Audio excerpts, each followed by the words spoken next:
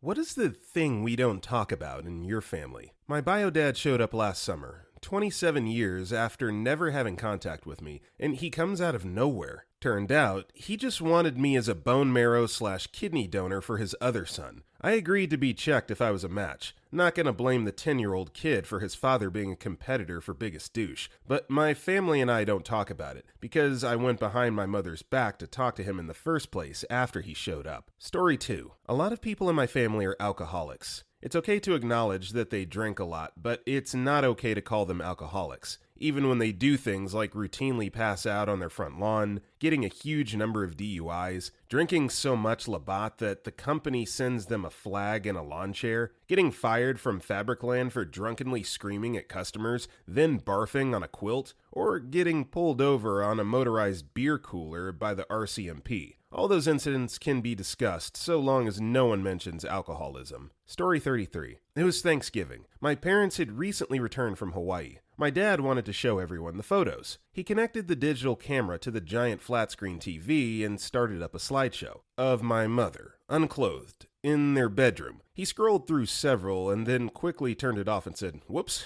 wrong cartridge." I was 21 and my boyfriend was with me for the holidays for the first time. My mom started crying. My boyfriend went silent. I just said, "Oh my God." Somehow, my 100-year-old grandma missed the whole thing. We never speak of it. If it was brought up, my mother will yell, "We swore to never mention that," and get red-faced. Story 4. The Parrot from Hawaii. When I was in kindergarten, my family took a trip to Honolulu. While there, a man on the street asked if we wanted photos with his parrots. My sisters and I were jazzed up about it, so my parents said okay. The man had each of us holding a parrot, or a parrot sitting on our shoulder as my mom snapped some pics. Then the man asked my dad to kiss the parrot. My dad was not about this. He was not going to kiss the parrot. But to make his family happy and to get away from Parrot Man, he did. And that's when the parrot chomped his lip. Blood and everything. To this day, over 10 years later, mention of the parrot will incite a 20-minute rant from my dad regarding parrot negligence, and then he gets so mad he has to go fix something in the garage. Do not bring up the parrot. Story 5. I was always told by my family that my biological grandfather on mom's side died in a rock climbing accident right before mom was born. I found out last year that what actually happened was, while he was still attending a military college in the South in the 60s,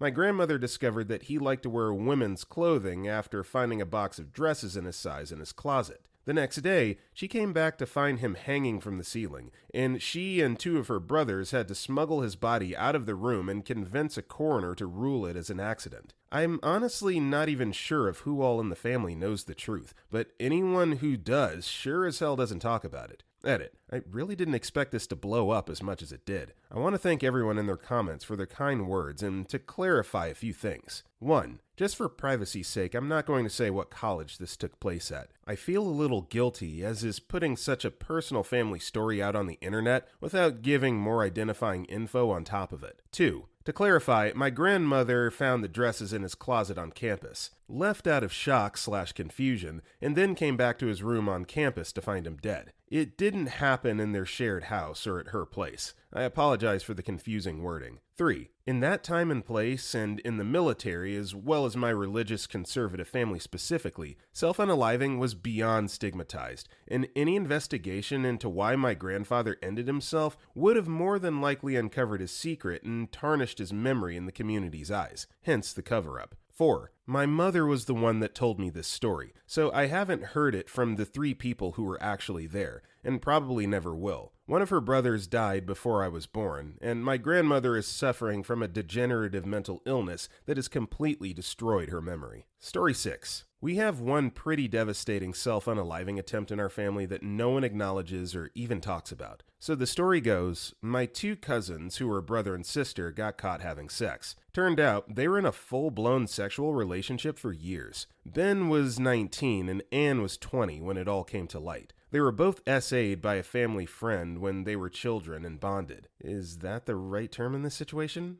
Over that. So my auntie was mortified, told him that it wouldn't be tolerated and that she would be sending Ben to live with relatives in Australia. Ben was so devastated by being found out and the thought of being parted from his sister that he ended himself. My aunt discovered him midway through the attempt. She grabbed him by the legs and held him up, screaming for help until a neighbor heard and called an ambulance. Ben didn't die, but suffered a severe brain injury as a result. He's now in his 40s and is basically a vegetable. He cannot speak, he cannot walk, he drools constantly and makes loud, unintelligible noises. Breaks my goddamn heart. No one ever speaks of Anne. She's vanished. Doesn't want to talk to anyone in the family. It's a pretty sad and messed up situation. When it all happened, the story was that Ben broke his neck in an accident. I only found out the full story from my dad last year after 20 plus years. So how does the truth just come out after 20 years? I mean, I feel like if you go through such lengths to keep it a secret initially, you would just hold on to that. So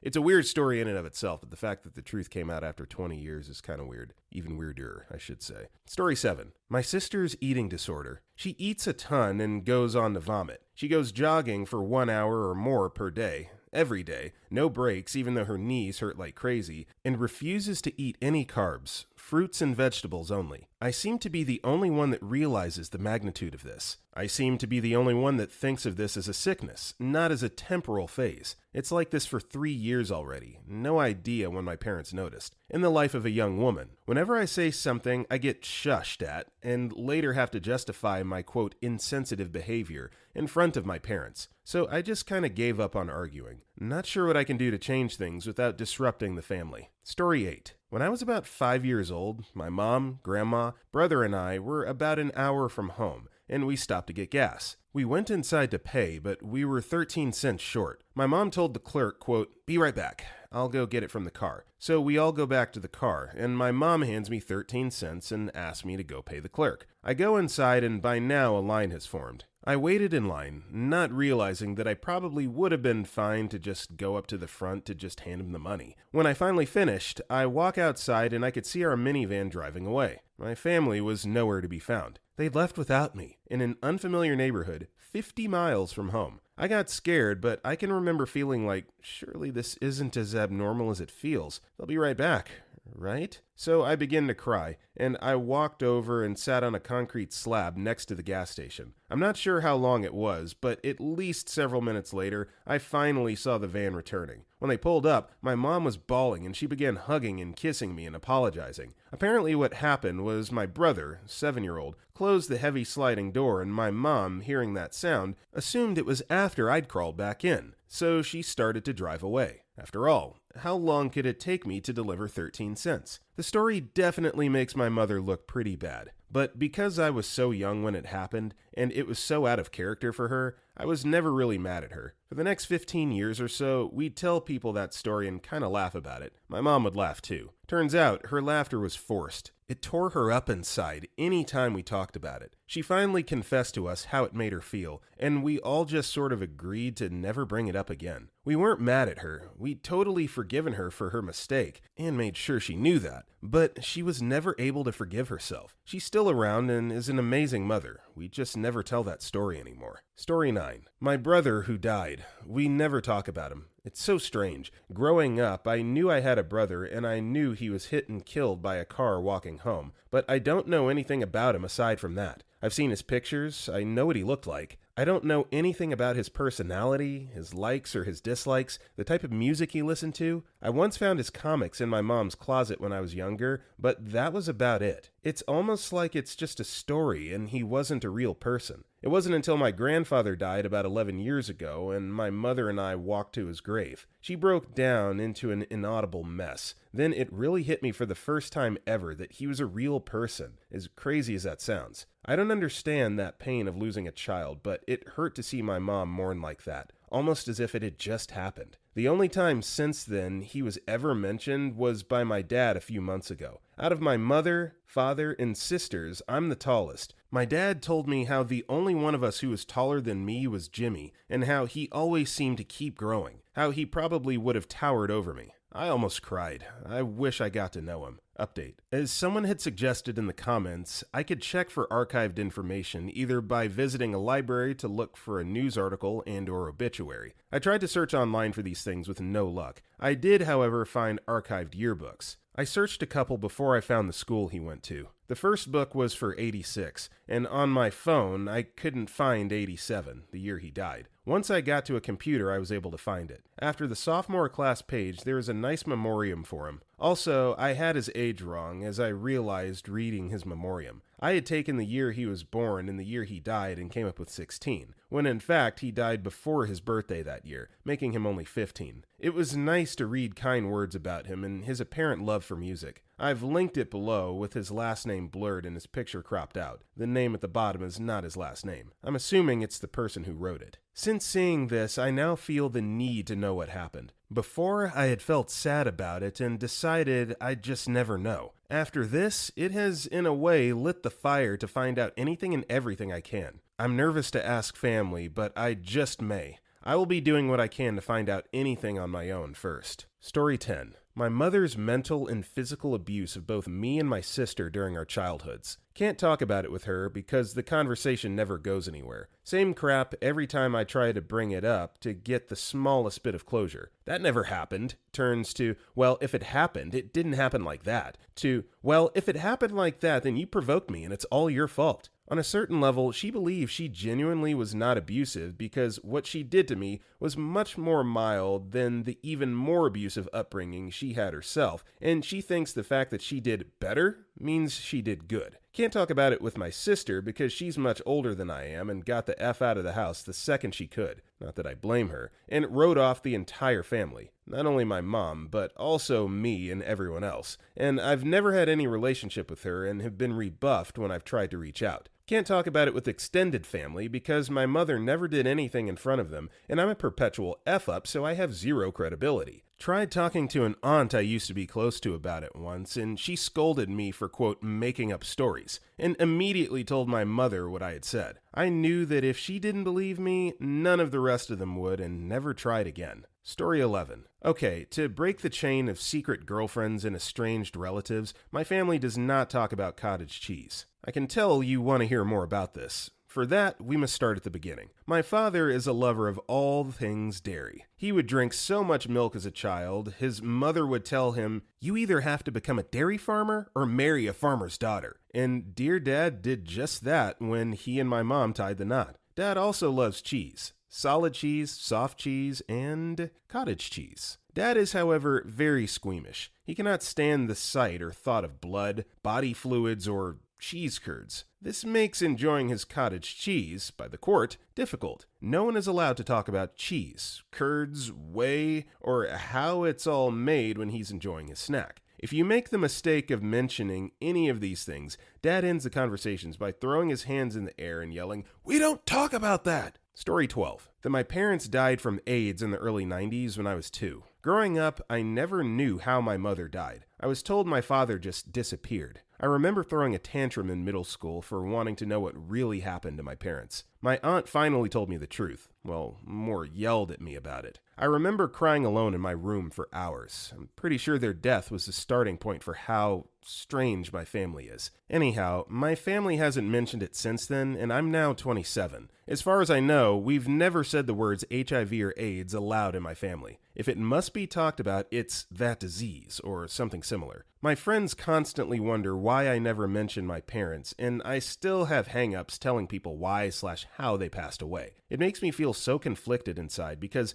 I know I should have nothing to feel ashamed of, but my family and society makes me feel my parents' death should be swept under the rug. Edit. I just want to make it clear, we do talk about my mother. She isn't forgotten. Just her death and the exact cause is something that's avoided at all costs. Story 13. When I was growing up, I always heard stories about my dad as a kid hanging out in his mom's tavern. The first time we visited his hometown, he showed us his house, which is on a crossroads and split level. Front door goes to the top floor. Basement, or lower floor, opens out the back, which has a small road/parking area, and that's where the tavern was. It wasn't until many years later that it dawned on me that my dad grew up during Prohibition. Grandma was a bootlegger. It gets better. His hometown is on a road that was considered a bootlegger's highway from Canada. He went through jump school in the same class as Henry Hill, whose life Goodfellas was based on. One night in my teens, a friend of his, who I'd never heard of, knocked on the door at 10 p.m. He and his two buddies, all Italian,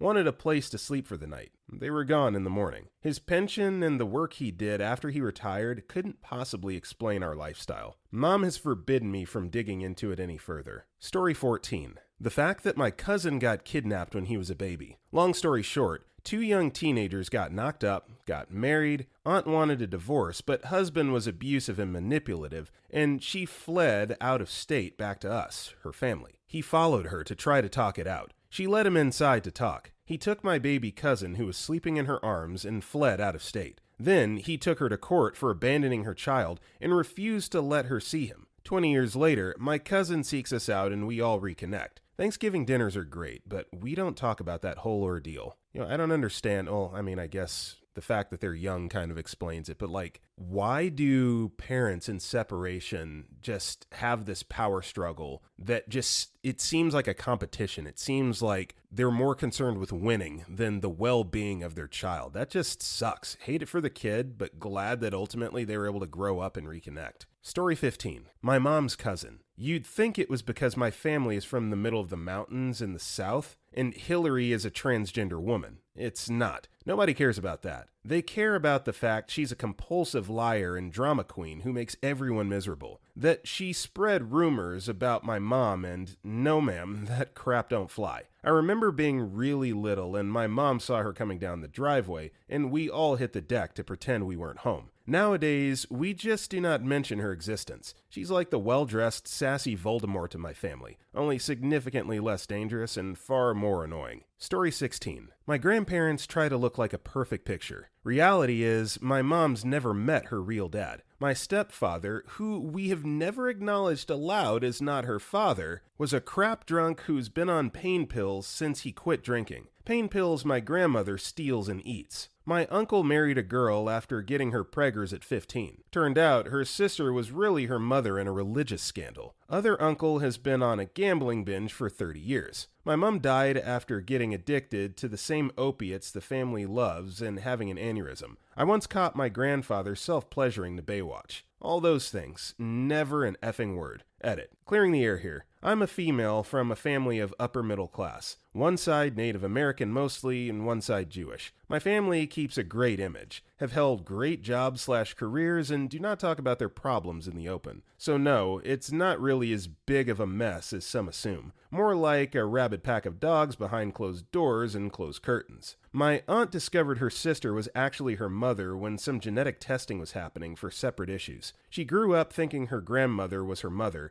and her mother was her sister. Jehovah's Witnesses. I have no ability to respond to all these questions. I'm kind of a hermit, and have never had so much response. Thank you for peeping my skeletons. Story 18. Last Christmas, my wife and I were having a breakfast at a cafe on Christmas Eve before doing some last-minute shopping. At one point, she got up and went to the bathroom, during which the old man at the neighboring table asked for his bill and was told it was already taken care of. When my wife returned, I related the story, and I said I wish I had thought of something like that. She gave me an odd look, and then I realized she'd actually got up to pay for the breakfast of anyone dining alone, 2 or 3 people. Told me it had been a tradition with friends from before I met her, 'cause anyone alone on Christmas deserved a little happiness. Just knowing her sometimes makes me feel like a better person, and I love her like crazy for doing things like this. I think the moral is, sometimes it's better not to talk about things, but just do them. Story 19. My uncle and his friend, who's been around since I have memory, almost 30 years. They've never had a female companion. They live together. Damn, they even owned a gay bar at some point. Very Catholic family, so that's probably why they never came out.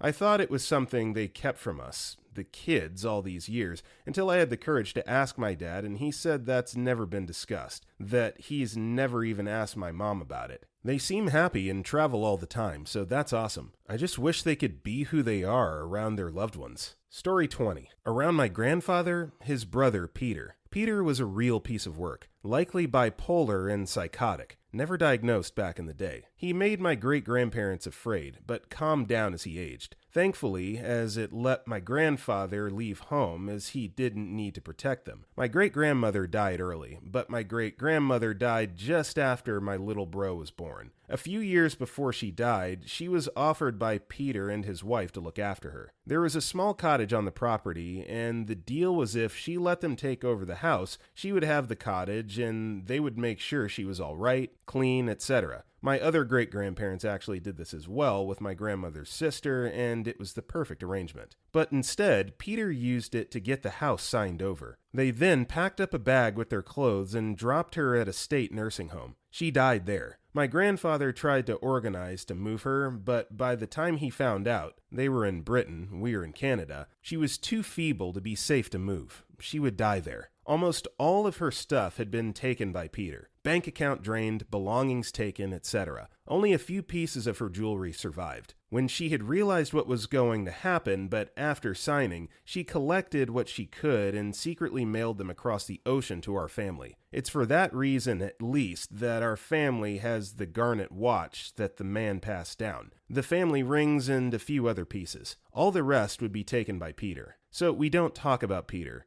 And I think if my grandfather ever saw him again, he would kill him, saying F the consequences. Peter didn't show up to the funeral for a reason. Story 21. My dad never talks about his sister. She stole thousands from her father, fled to New Mexico, and is now hosting my great-uncle and waiting for him to die so she can claim his belongings. I don't know if he's actually going to will anything to her, but she seems certain. I haven't seen my aunt in over a decade, but she's a real piece of work. My mom complains about it a lot, but the rest of her family doesn't really like to admit that they don't talk to her much. There was some big drama years ago where they fought over mom's parenting. This was largely because of me, and since then, my mom's sister and parents rarely speak to her. My family also refuses to talk about or acknowledge my parents' disciplinary methods, which involved taking one of us unruly children, throwing us in a tub of cold water, and dunking our heads under it repeatedly while yelling at us. They did this for years anytime one of us got, quote, seriously out of line. They also once force-fed my sister mustard because she hates it. Maybe you can see why my relatives disagreed with mom's parenting. Story 22. My dad's friend committed self-unaliving by shooting himself in the head in front of my dad and some other friends when he was 15 years old. I first heard this story from my mom when I was 18, which explained some of my dad's behavior towards toy guns when I was a kid. I never brought it up to him, hoping that one day he would open up to me about it, and he eventually did. But since then, we haven't talked about it. I'm amazed how my dad turned out to be such a great man, having to experience something awful like that at such a young age. But according to him, it's something that never left him either. He still has nightmares about it and gets really uneasy in movies and TV shows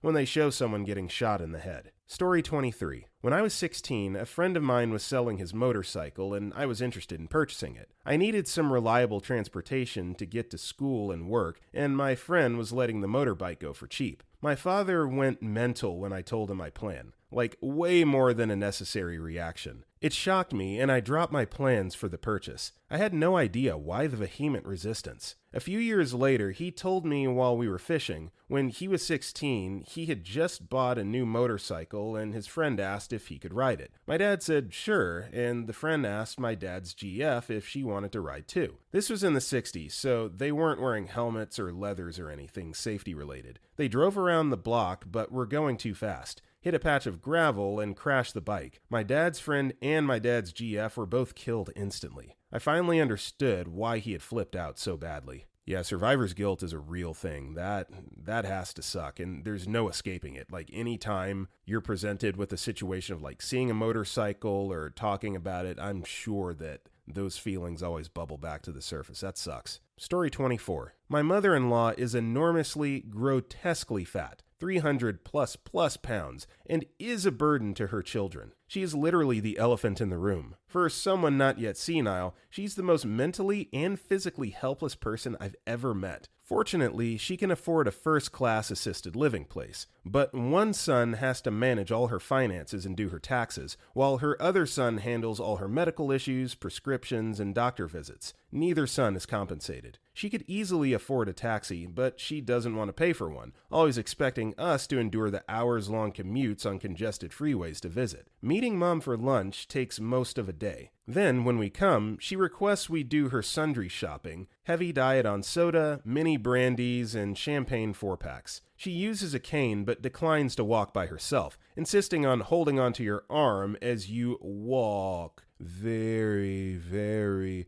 very slowly, carrying her ridiculously heavy handbag in your other hand. She declines to use a walker or wheelchair because she's too vain, which she openly admits. It is clear that being personally escorted and catered to suits her more. It may sound like I don't like her. Not true. MIL is a nice person and a kindly soul who raised a wonderful son. As a person, I like her a lot, but I now have stage 4 cancer, ovarian, which is terminal. Thankfully, I'm still mobile, not in pain yet, and can drive. But Mom's helplessness, using my husband to be her unpaid accountant, bookkeeper, and personal delivery service, is starting to get to me. Story 25. One of my cousins is a convicted predator. My other cousin, his older brother, is in jail for domestic violence, and he and his wife had their child taken away. My other cousin, their sister, has 3 children. One is with her, one is with her first husband, and one is still a little bun in the oven. Their other sister is about to have a baby too. The 2 sisters got married a month apart this summer. They're all between 18 and 25. We gossip about all that sometimes, but we don't ever mention the time their mom tried to get my dad to adopt them because she just didn't want to deal with him anymore. Story 26. Mental health. My dad suffers severely from depression and often will try to self-medicate with alcohol. He's not an alcoholic by any means, but he's drinking for the wrong reasons, and it isn't very healthy. I struggle with depression, wanting to self-unalive, loneliness, anxiety disorder. My brain is effed up. But I didn't know about my dad's issues until I was an adult. I had been struggling with these feelings since I was a kid and didn't want to say anything because I felt it would make me seem weak or messed up. I remember being around 13, and I posted a Facebook status saying, "Rachel Leanne 17 is mad at me, world, but doesn't know why. Sad face." When people started getting in touch with my mom asking if something happened to me, she got angry and told me to take down the status. That was it. No conversation about how I was feeling, no info about why I was feeling that way. It really messed me up, so I want to make sure that in my future home, mental health is acknowledged and taken care of, just like physical health. Story 27. One of my parents mistreated me to a pretty severe degree. The other worked like 80-hour weeks and had no clue. The part that's effed is my older sibling wasn't abused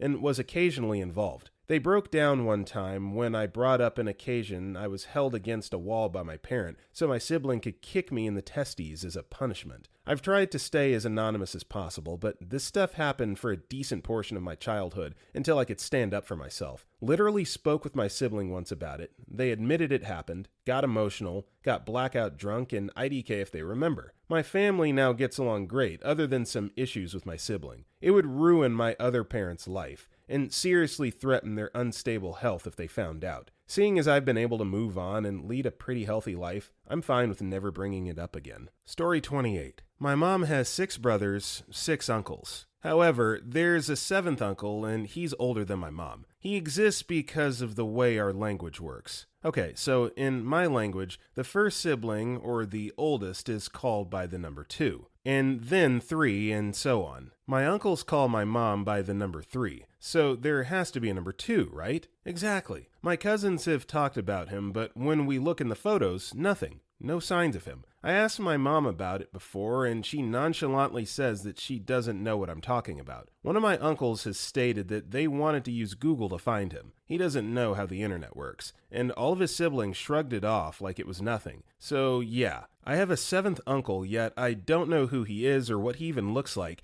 and my family refuses to acknowledge him. I would like to clarify that the uncle who'd asked to search him on Google did in fact know him personally. So no, it wasn't stillbirth. Just found out from the Google uncle. He's either lost or dead. How, you might ask? Some time ago, he took a boat to go to America illegally. No, I'm not kidding. This is straight out of the plot of The Foreigner starring Jackie Chan. His boat either sank or sent him somewhere not America, and hence why he's missing. As for photos, the Google uncle said that my mom and her mom kept it in a separate book, apart from everyone else's. Weird how they share this information now. What still bothers me is this. When someone dies, our culture creates a small shrine for them in our house. There's no shrine of his in ours, or in any of my family's houses. Story 29. Practically everything I would say at this point. I come from an incredibly orthodox Muslim family, and repression and denial are the roots of my family history. SA, sexual orientation, affection, doubts of any kind, it is all just ignored and taken as something to shove under the rug. Other than that, I think one important thing we don't talk about is how my parents are separated but not divorced. My mother, however, stays with her in-laws and extended family, while my father moved to a different city and has an altogether different life there, including being in a committed relationship with another woman, while my mother continues to fulfill the good daughter-in-law role. Story 30. My uncle died of autoerotic asphyxiation when he was in high school. As a kid, we were just told he died and that we'd talk about it when we were older. When I was a preteen, I selfishly and stupidly pushed my mom on it and got "he died from hanging"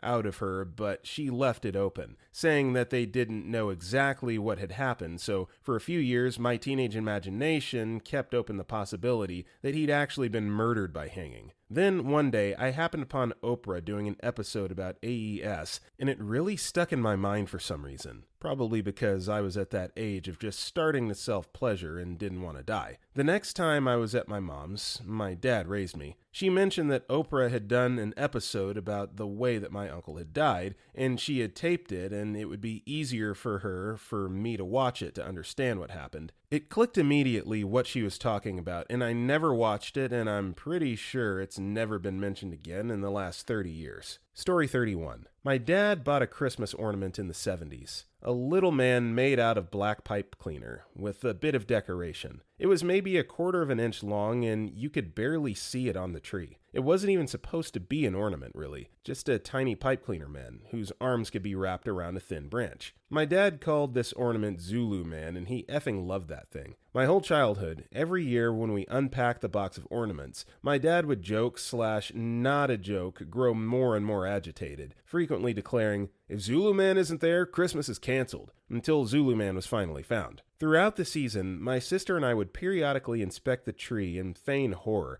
asking Dad if he'd moved Zulu Man for some reason. And we'd hyperventilate with laughter while he ran to the tree to double check it was only a prank. Christmas was canceled and subsequently reinstated a lot in our house. One year, when I came back from college, we unpacked the ornament box, and Zulu Man wasn't in his usual twist of tissue paper. My dad must have canceled Christmas 3 dozen times while we unpacked the box, and my sister and I were in fits of giggles, until we reached the bottom of the box and he was still nowhere to be found. None of us said anything about it, even then, but the look on my dad's face broke my effing heart. I'll remember it as long as I remember my own name. I brought up Zulu Man once, some 10 years later, and my mom and sister immediately shushed me. That's the last time I've said his name, but I still nurse this wild hope. Every time I open an old box of books from my childhood home or dig up a purse from college, that I'll find Zulu Man clinging inside, staring up at me, waiting to hug his next tree branch and heal my father's heart. Story 32. Sister-in-law has one of my parents' credit cards. She used to use it to do the grocery shopping for parents. Well, now she uses it to buy groceries for her family. She and my brother are financially well off. My brother isn't aware that she's spending $400 to $500 per month on the card. I told my parents they should confront her and tell my brother, but they're too scared that she will get mad and refuse to bring their grandchildren around. I offered to cancel their card or confront for them, but they told me to stay out of it. I try to honor their wishes, but it sure is awkward when I'm around my brother. Story 33. My entire childhood. Apparently, I didn't exist until I was 11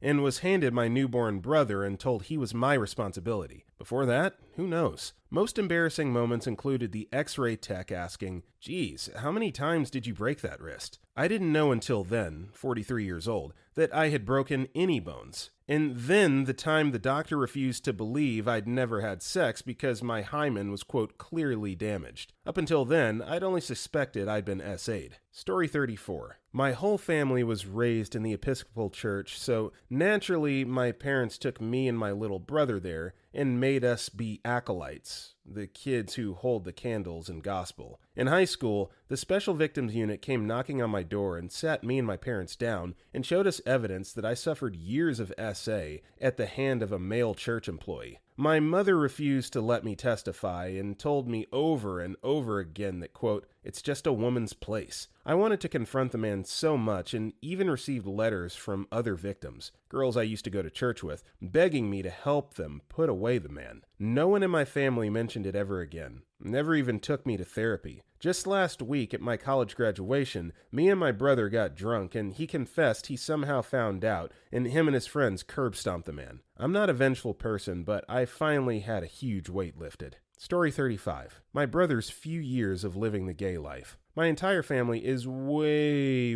open-minded and pretty much live by the motto, not my life, don't give a F, about a person's personal choices. You get your happiness and get it good and often, you know? My parents would have my brother and his partner over very often for dinners and events, and even my grandmother, who was born at the beginning of the century, adored the boyfriend. He was a good guy in every aspect and pretty much seemed like one of our clan while he was around. But then my brother just changed, again. He broke up with the man and went straight. Not bi or even flirtatious about other men, just flat out straight. From Pride Parade to measuring ruler straight. He's gone through 2 wives and has 5 children and 1 grandchild. It's like those 4 years of he and that guy never happened. No mention of the guy's name, no family photos or videos with them together, and for the life of me, I'm fairly sure his children don't have a clue about it. We aren't embarrassed by it. We weren't then and we aren't now. He isn't the type of brother who lives in shame either, so what the F gives? At times I catch myself blinking, wondering if I had imagined it all. Maybe once in a blue moon my mother and I, and only us, will ever speak of it and we shake our heads and chuckle. That did happen, right, Mom? I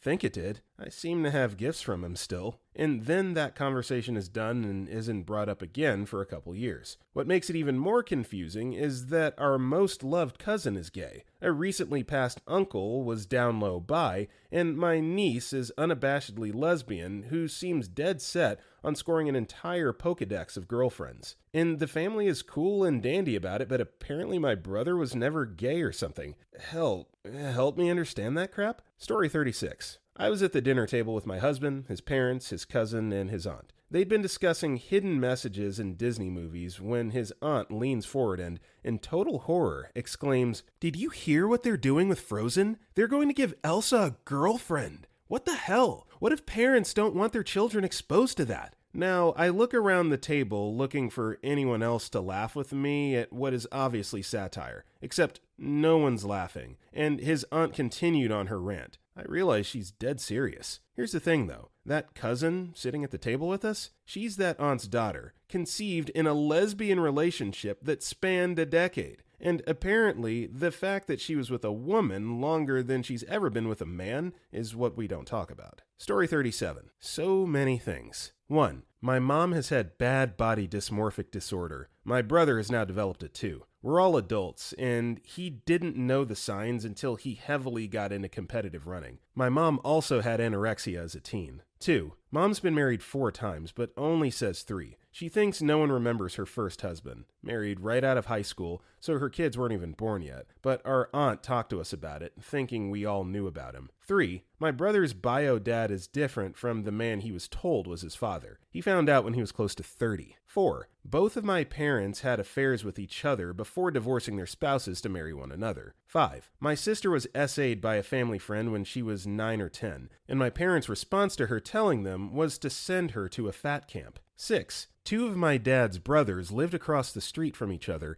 and went almost a decade without speaking due to some unknown grudge. 7. My family's farm ground ran alongside the land of my crazy bachelor cousins. They hated the family and would shoot at anyone from the family that wandered onto their land. Nothing was marked. There were no fences, so this was easy to do. Personally happened to me when I was 12 and out snowmobiling. Scared the crap out of me. 8. My brother got a girl pregnant when they were both 13. My extremely Catholic, pro-life, let's be real, anti-choice mother paid for the girl to get an abortion. Shocking, right? I could go on and on. Seriously, both sides of my family are crazier than a moth careening into a streetlight. It sounds like your family is just a bunch of sex addicts and need to keep it in the pants for a little bit. My God, what a mess. Story 38. Was always told that my aunt was never married, but I learned recently that she was married to a man and actually had a son. Her husband was insanely conservative, and when their son came out as gay, he completely shunned him, treated him like total crap, told him how wrong and messed up he was, kicked him out multiple times, etc. One night, my aunt and her husband came home to their son standing in the living room with his father's shotgun to his own head. He said something along the lines of, "This is your fault, Dad," and shot himself in front of them. My aunt left the next day and never said another word to him, her husband, or saw him again. I remember once at a family reunion, my little cousin asked why my aunt didn't have kids, since all of my mom's other siblings did. She didn't say anything and left the room, and the whole place fell silent. I never understood why until my mom told me the story recently. I looked up the obituary of his death, and it said that his death was an accident or something. Story 39. My uncle by marriage was essaying my 8-year-old cousin. The investigation into that revealed that a few decades ago, he was essaying his stepdaughter from age 12. No one believed her when she tried talking to someone. He died in prison of a heart attack. Still wish he was killed by other inmates. He watched after us a lot as babies and kids. Was I essayed? Is that maybe what caused my severe depressive disorder and a youth of social anxiety? I don't know and never will. No one talks about him,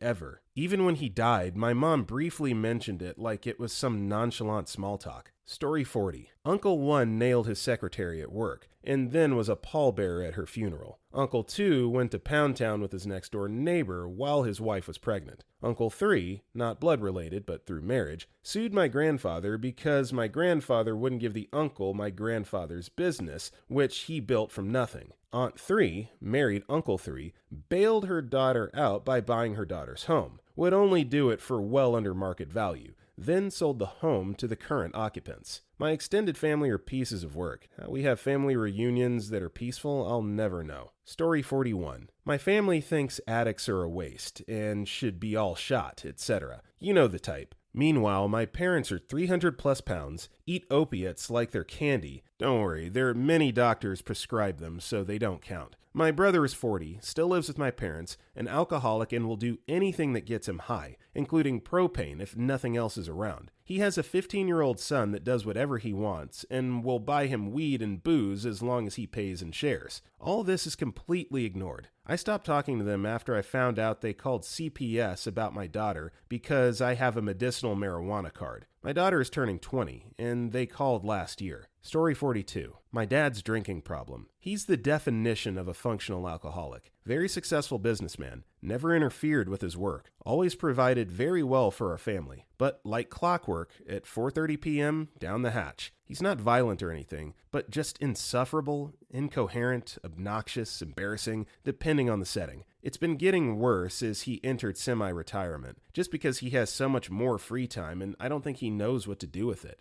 I worry because he's nearing 70 and already well past the age at which his dad passed away. I live far away and we have a very old school relationship. I love him and he loves me, but we don't state it. But just this week, I finally got the courage to write him a letter I've been wanting to write for 5 years. Could never bring myself to, just laid it all out there. That I'm worried about him, that we miss the old him, that time is of the essence. He can't put off cleaning up because before long, it will be too late. Story 43. My older sister dropping out of school to have a baby. You can't bring it up without suddenly amending, but she's so smart and such a hard worker now. She still treated the other family members like crap and supported her husband's KKK activities. My other older sister being a hardcore drug addict and thug. You can't bring it up without suddenly amending, well, she turned herself around and loves God now. She's still a sociopath who treats everyone like resources to be consumed and thrown away. My mother's decades of alcohol and child abuse. If you bring it up, she'll get drunk and abuse you too. She'll go through the whole narcissist prayer and denying any of that happened before turning it around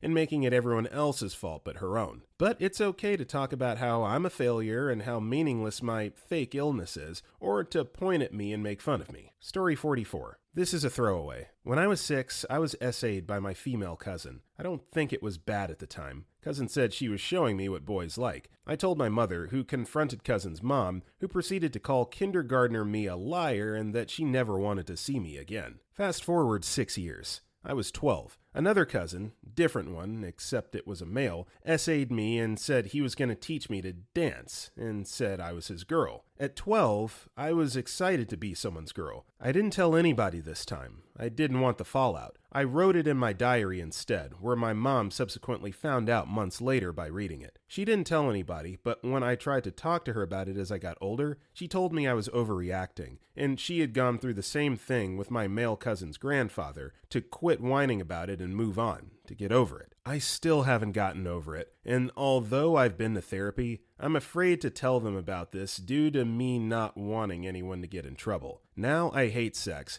and I feel like I'm not worth any attention from my spouse sexually, that I don't deserve to talk about it because it could have been worse. Story 45. My dad doesn't talk to his family. His mom was married a few times, and he has a bunch of half-siblings and one full brother. Full brother is the product of my grandpa essaying my grandmother when my dad was 10, and they had been divorced for years, and my dad kind of raised him after he was born. That same full brother disappeared for a decade, and my dad found out he had been in prison in another state. Got out, got in touch with my dad on the phone, told him what was up, and my dad told my mom. That was the last communication between them. That was in 1996. I found this out when I got my mom drunk a few years ago before my first kid was born, under the premise of needing to know family health history. None of it has ever been spoken of again. Story 46. There's a wealthy family that lived in the same town I grew up in, and they had a son my age and a daughter my sister's age. Not to say my family isn't wealthy, but these people acted wealthy, if that makes sense. The son played basketball with me and the daughter danced with my sister. Our basketball coach during high school was a complete dick and chose his favorite players based on contributions/donations to our team, i.e. being in the parents' club, giving money for team uniforms and whatnot. This son was obviously a favorite based on his family, and unfortunately I was not a favorite of the coach despite my skill and love for the game. One day during the week, we lost a game that we should have won, and the coach scheduled a practice on a Sunday morning. As a religious family, we were not happy,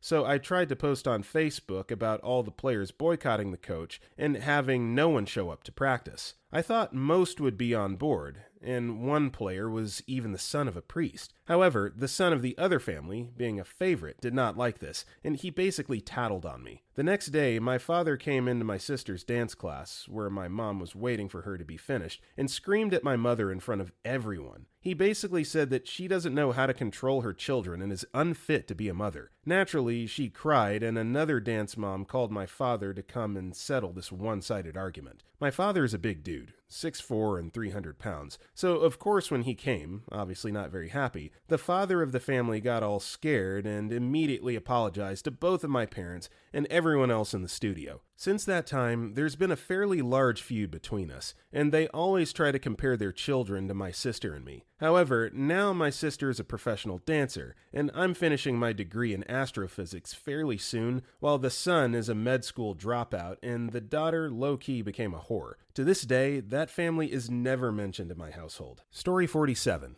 Oh, let's see. My family's the we don't talk about anything negative type, so this should be a fun list. My sister's self-unaliving attempt in 2007. She's okay now and doing great for herself. One uncle disappeared from the family in 2008, after he was caught with CP and arrested. I got in trouble for mentioning in a conversation to my cousin that our grandmother was having a hip surgery. I thought it was common knowledge, but my uncle didn't tell his kids. These cousins would have been 19 to 21 at the time. About it, apparently. Go figure, these same cousins found out about our predator uncle in the newspaper. My other sister getting violently drunk at prom. An ongoing feud between my mother and her siblings and her cousin about end-of-life care for my grandmother. She has since passed, but it's not a full-out brawl, just a few snide, passive-aggressive comments made. Any mental breakdowns, and there have been several big ones in this family. My father's drinking and violent rampages. And maybe the disappearance of Mark, my aunt's adopted nephew. He's alive and doing okay. He's added me on Facebook. But looking back, my family treated him horribly and never made him feel welcome into the family. always treating him like an outsider. I don't blame him at all for staying away. Story 50. My sister and her husband organized this extravagant 150-ish guest wedding they were planning to pay for on their own because together they made over 6 figures a year. He was in home construction and she was a nurse manager at a huge hospital. They had a great relationship until they got engaged, at which point everything went to crap for a while. First oops. They got pregnant after putting all the deposits down 6 months before the wedding. Apparently, my brother-in-law is one of those, but babe, I can't stand the way condoms feel, guys. Second oops. As a result of the recession/housing bubble bursting, he lost his job 4 months before the wedding. Third oops. His parents, worth 7 figures apparently, said they would not pay for the wedding because his mom believes in tradition and that the bride's family should pay. This point is in question. Later on, it was implied that he may have been too scared to ask his parents for help. Fourth oops. The bride's family happens to just be a broke widow living paycheck to paycheck in a house she's upside down in. Fifth oops. On multiple occasions, the bride tearfully insists that everything else about her wedding had to be perfect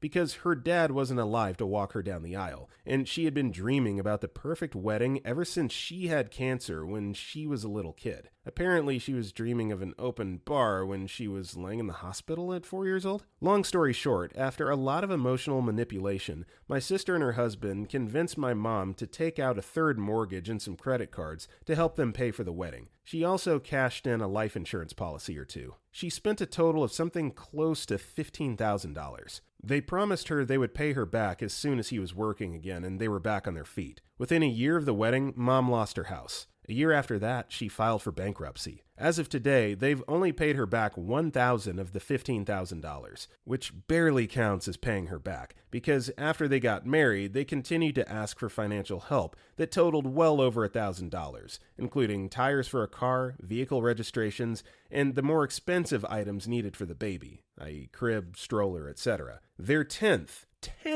anniversary is in 6 months. At their current rate of pay, they'll have Mom paid back when she turns 160. Story 51. On my dad's side, my Aunt Stephanie had an affair with my Uncle Joe, whose then wife was dying of cancer. They weren't blood related, don't worry, it's a complicated story. After she died, Joe's son Aaron disowned the family for a few years. He's now a single dad of 26 with 2 sons since his ex left him for another man. Just last year, he started coming back to family holidays. I'm only 17, so my dad just told me about this since I guess I'm old enough. I've gotten to know him a little, and he's such a sweet man. I don't know how he lived through this crap. If you want to picture him, just imagine John Krasinski with a beard and a higher voice. He looks exactly like him. It's freaky. I was fangirling for like 20 minutes to my cousins before I found out it wasn't him. Summary. Just to clear things up, my uncle's son, Aaron, was the guy who I got to know that turned out to be an amazing person. There was some confusion. Story 52. I really don't like my kid. I fell for the usual women like babies stuff. I work with kids and enjoy seeing them learn and grow. But the 24/7 aspects of parenthood wear me down, and I've never felt it to be rewarding. At all. Ever. Every minute with my own child is either dull or grating. And the more personality he develops, the less I like him. I'd never hurt him. I provide for him. My partner took over as the primary caregiver so that I can save energy and do my best to be affectionate and friendly when I'm with the kid. But heaven help me if I so much as suggest being tired of parenting, much less acknowledge I generally hate my kid and wish myself dead if I spend too long with him. Even my partner can't touch on it. Doctors blame my depression because my meds apparently fix all my symptoms except for the not liking your kid bit. Friends still believe I'll snap out of it and want more kids again in a few years. Anyone else sees me as either still depressed or a monster. The idea that you can misjudge how much you enjoy the company of children, that there are people in this world who regret having kids, that we don't all have a magical bond with our flesh and blood,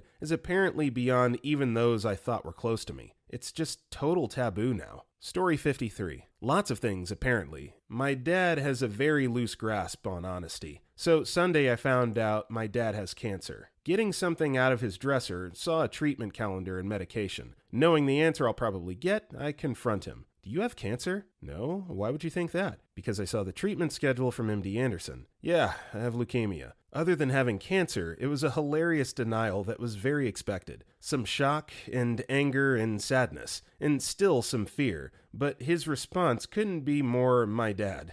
I'm still laughing, and my wife had the same response. Story 54. Apparently effing everything, because everyone in my family is some mix of really autistic or emotionally incapable. I'm not even just being an a-hole. Literal Asperger's couple with bad parenting. TLDR. It's mostly cheating, gambling, and mental illness. One uncle cheated on my aunt, constantly. New girl every few years, for 40 years. My aunt died of cancer, and he just stopped hiding it. We were expected to say nothing about these bimbos at family gatherings to avoid drama, who were invariably 20-something gold-digging stereotypes. We stopped going to family gatherings on that side of the family once Nana, grandma on that side, died. My uncle on the other side of the family is thousands upon thousands of pounds in debt to my grandparents because he spent his entire youth drinking and gambling it away, and they kept bailing him out. He's now an accountant making megabucks because life isn't fair and is refusing to fork out money to look after the grandparents now they're in their 80s, so it's all falling on my parents. It's not the only reason he's a massive idiot, but we're not allowed to call him out on it because the grandparents are terrified he will deny them access to their granddaughter, my cousin, and between Parkinson's and liver failure, they're not sure how long either of them have left. I'd imagine it's going to come to a head once they're gone, and I'm kind of waiting for it with glee, as much as I love my grandparents.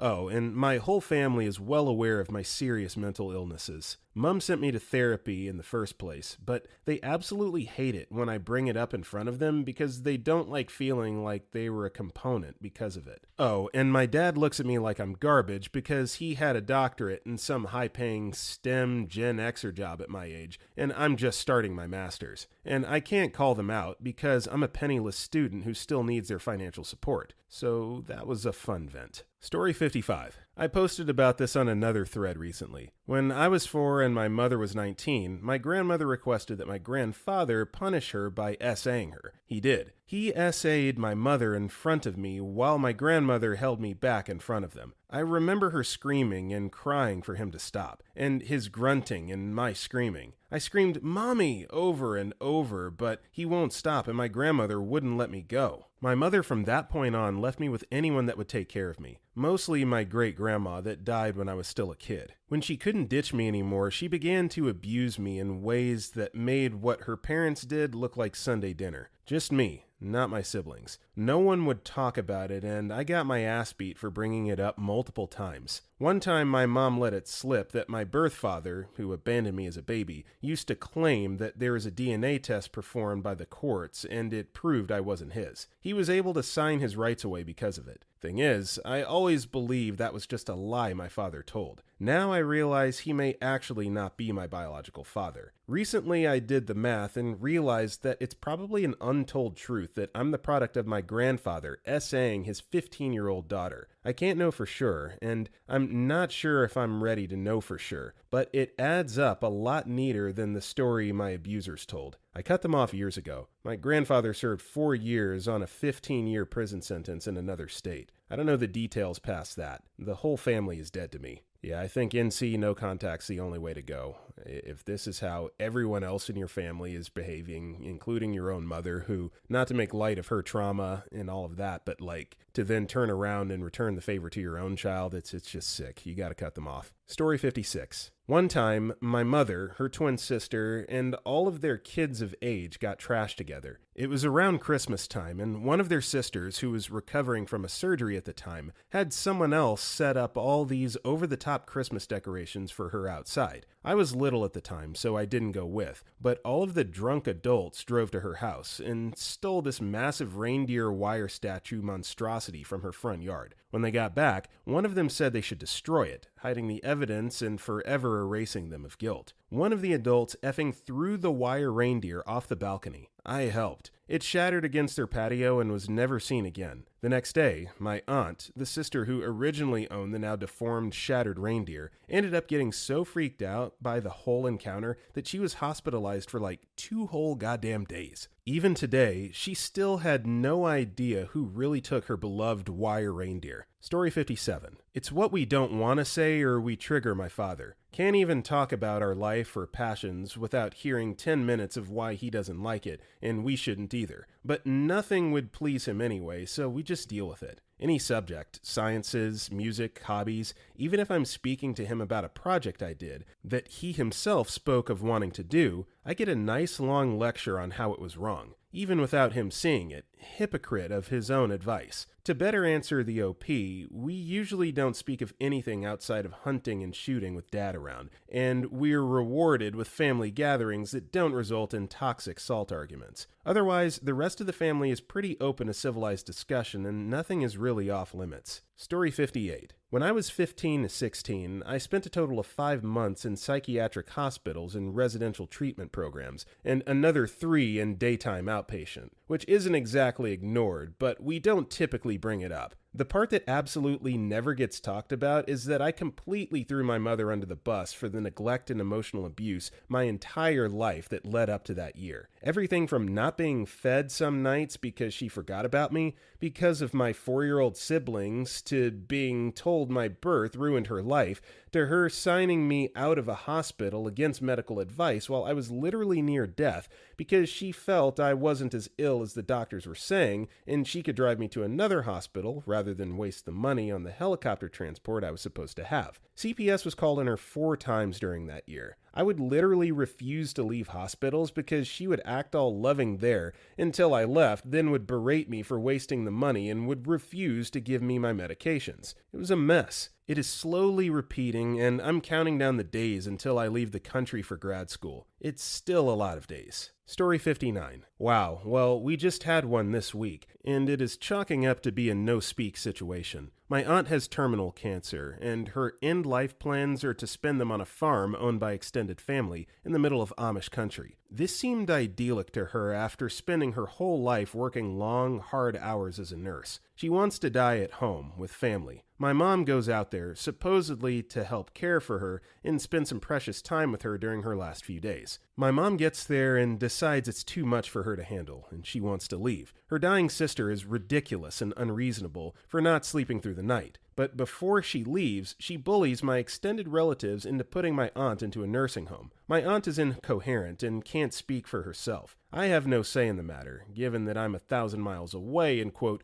you just don't understand what it's like. So my aunt is put into a nursing home. My mom leaves, and my aunt dies, absolutely alone, with no one in the room with her, in a nursing home she didn't want to be in, 4 effing days after my mom leaves. My aunt died on August 13th. I can barely get through most interactions without crying. I'm a mess. My mom? Not a tear. She doesn't even talk or want to talk about her. Cold-hearted female dog. She wonders why I moved so far away. Story 60. My dad's childhood is shrouded in mystery. I was told by my cousin, who was told by her mother, my dad's sister-in-law, said that him and his brothers could get away with anything because the country they lived in was ruled by a dictator and their dad was the police chief. Therefore, my dad and his family was untouchable by anyone without horrible repercussions. I was told that my dad and his twin grew and sold weed when they were younger. That was a little bit of a shock, but alright. What was really effed up was the eldest brother. He was essentially a pimp in a small town. In his 20s, he owned multiple women and rented them out. Now, the only reason he stopped was because a lot of women turned up missing. We're not sure if maybe he was responsible or if it was a deal gone wrong or a rival who tried to kill off the competition. But my uncle was getting all the blame for the disappearances, so a lot of people were gunning for him. He eventually had to run out of the country to escape the persecution. He moved to the US, and that's why my dad's family all lives there now. But my uncle has always been a huge dick. He made his wife change her name because her original was too Mexican. He always neglected my cousin who has mental retardation. And I've heard another family rumor that he cheated on his wife. Also, when his daughter was acting up as a teenager and was really into black guys, he moved the entire family back to his home country because it was finally safe to teach his daughter to behave. No one in my family talks about this, and we all still get together and go on vacation together, but I look at him in an even worse light now. Story 61. It's my in-laws, but family is family, right? My husband's mom and aunt are less than 4 months apart in age. This is because his grandfather impregnated the 16-year-old daughter of the family that did seasonal work on their farm. When her family found out, they left her on the farm, and she had 2 more of his children while he and his wife were still married. They all lived together for years, sister-wives style, and raised their kids together. Finally, the wife left, then met a married man who treasures her. They were in their 40s when they got married, but they traveled the world together before buying a house. They turned the front yard into a flower garden and the back into a vegetable garden. They still tended in their 80s. The husband and mistress, they're married, but I need to differentiate, still work for the farm, have never traveled or seen anything beyond what their town has. The husband was and is a leader in the church, and this all happened so long ago that none of their peers are alive or remember. His second wife is a bitter hag because she's still doing hard labor in her late 60s. My favorite part is that they're good Christians who told my husband and I that we're living in sin when we choose to cohabitate before marriage. They said we needed to get married or break up or we were going to burn in hell. Lovely couple. Story 62. The majority of my family are homeless, drug addicts, or just straight a-holes and leeches. We still all get along in a loving but dysfunctional way. I don't live by them as I went to the city and down my own path, but I speak to them all on the phone once every week or two. I made it clear I won't help them with money. They just blow it in a week and are back to square one. My girlfriend knows about everything and still invites them to the wedding. She's a keeper. Her family is full of doctors and Catholic priests, super strict Asians. Everyone dresses well and whatnot. My family is straight white trash, probably going to roll up in their beaters and be wearing jeans and a tee. Probably sneak in some water bottles full of vodka and some weed. Can't wait. It's gonna be wild. Edit. The actual question. One thing my family doesn't speak about is how my sister's ex-husband SA'd his own kids. He's currently serving a 20-year sentence. He also used to lock kids in the bedroom with my sister and other women he slept with and made them watch. My sister actually served 5 years as well, just because she didn't want to make the kids testify for some reason. In all reality, she was just as much a victim as the kids. The kids ended up in foster care and are 18 plus now. The system is effed. Pretty much cut the kids off and threw them into society. They're all pretty helpless and think they're above working. I'm glad myself and one other sister rose above all that nonsense and ended up with a nice life. Story 63. My aunt married a convicted predator when I was a kid. When he asked my grandpa for his daughter's hand in marriage at Christmas dinner, he looked at him and said no. He turned around and asked her to marry him anyway. She said yes. I was like 8 at the time and horrified. I remember she would become upset when us kids went to family dinners because, quote,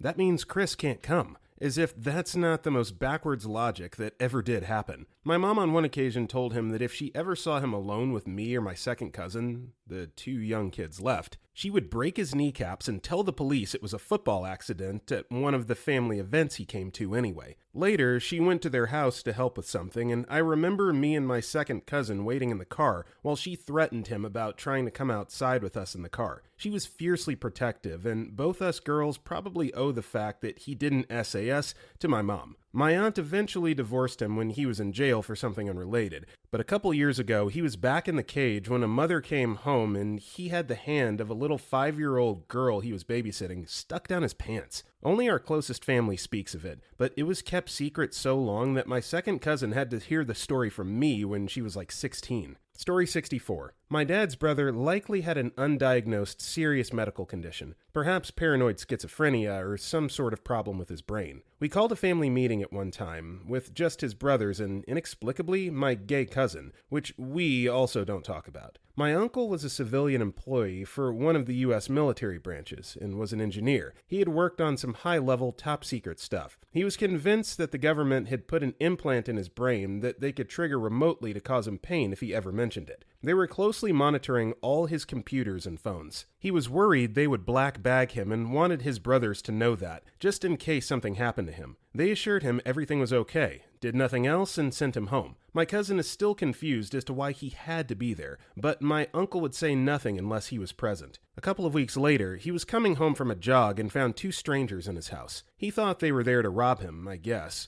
or that they were from the government, sent to take him. He immediately attacked the man, wrestling him to the ground. The guy fought back and they fell into the stairs. The woman took out a gun to shoot my uncle, but missed and shot the man instead. My uncle hit his head and slipped into a coma shortly afterward. After a couple of days, he died in the hospital. It was not his house. It was the couple's house. The poor woman shot her own husband trying to defend against a violent stranger. My uncle wasn't a bad man. He volunteered for charity, went to church regularly, supported his kids well, and had a passion for running. He had just finished his first Boston Marathon and was training for the next one. He was eligible to retire, but hadn't yet because he loved his job. The man he attacked was a very well-known local musician, and the incident got a fairly decent amount of press time. The photo they used for my uncle was his DMV photo, the one where everyone somehow looks like a raving lunatic. It didn't help that he had been wearing those giant square-framed glasses that are sometimes referred to as essayer glasses. What happened was tragic for everyone involved, but nobody says anything about it, or even talks about him much anymore. Story 65. My stepsister, Dad's daughter, not Mum's. Growing up, she did the following. In her early teens, she tried everything she could to get my parents to divorce so that Dad could go back to her biological mother, who was a raging alcoholic and wanted nothing to do with her. Tried to convince me and my brothers that Mum loved her more than she loved us. I was about 3 at the time. Oldest brother was about 11. Got pregnant at 14 from a local burnout that she went to school with. When Mum and Dad tried to help her be a parent, she never took advice from my mum and saw every attempt to help as Mum trying to take her kids away. Spent more time partying than actually looking after her kids. She actually tried to get me to babysit once, and I was about 6 years old. Her oldest was about 4, youngest about 2. She convinced my extended family, aunts, uncles, cousins, and grandmother, that my mum was mistreating and abusing her and treated me and my brothers better than her. Even after my dad told them it was all lies, some of them refused to believe my mum was a good person. Most of them have now realized it was all lies, but the damage has been done, and my mum refuses to have a relationship with any of them except for one of my aunts, who took my mum's side immediately. None of my relatives have ever apologized to her, and they said some truly terrible things to her. Some of them even still try to reconcile my dad with my stepsister. For example, when my oldest brother got married, one of my uncles said that nobody from his family would attend unless my stepsister was invited. She was not invited. My uncle's whole family showed up anyways, and my brother was not happy. Her daughter may have been S8 at the age of 4 or 5, but she kept it under wraps because the person who may have assaulted her daughter just so happened to be the brother of her best friend. She moved to a city about 5 hours drive away from our hometown with her burnout of a boyfriend. My parents visited quite regularly until she and her boyfriend threatened to withhold access to the kids unless my parents gave them money. At that point, my parents cut off all contact. I've spoken to her once in about 25 years. I only know these details because my mom told me one evening about everything that happened. Otherwise, we have never spoken of my stepsister. I will see posts from her on Facebook from time to time, like some inspirational memes and crap about how you need to cut out all the people who wronged you and move on, and then tag my dad and her biological mother. My oldest brother called her out on it once, and she never responded. I haven't seen her tag my dad in one of these posts since my brother called her out either. Story 66. Not my immediate family, but my uncle and his family. My uncle was married in the 70s. He had a son, we'll call him Joe, with his wife. He cheated with his secretary and ended up leaving his wife and marrying the secretary, the woman I know as my aunt since I was born in the 80s. My aunt demanded that their children never know he was married before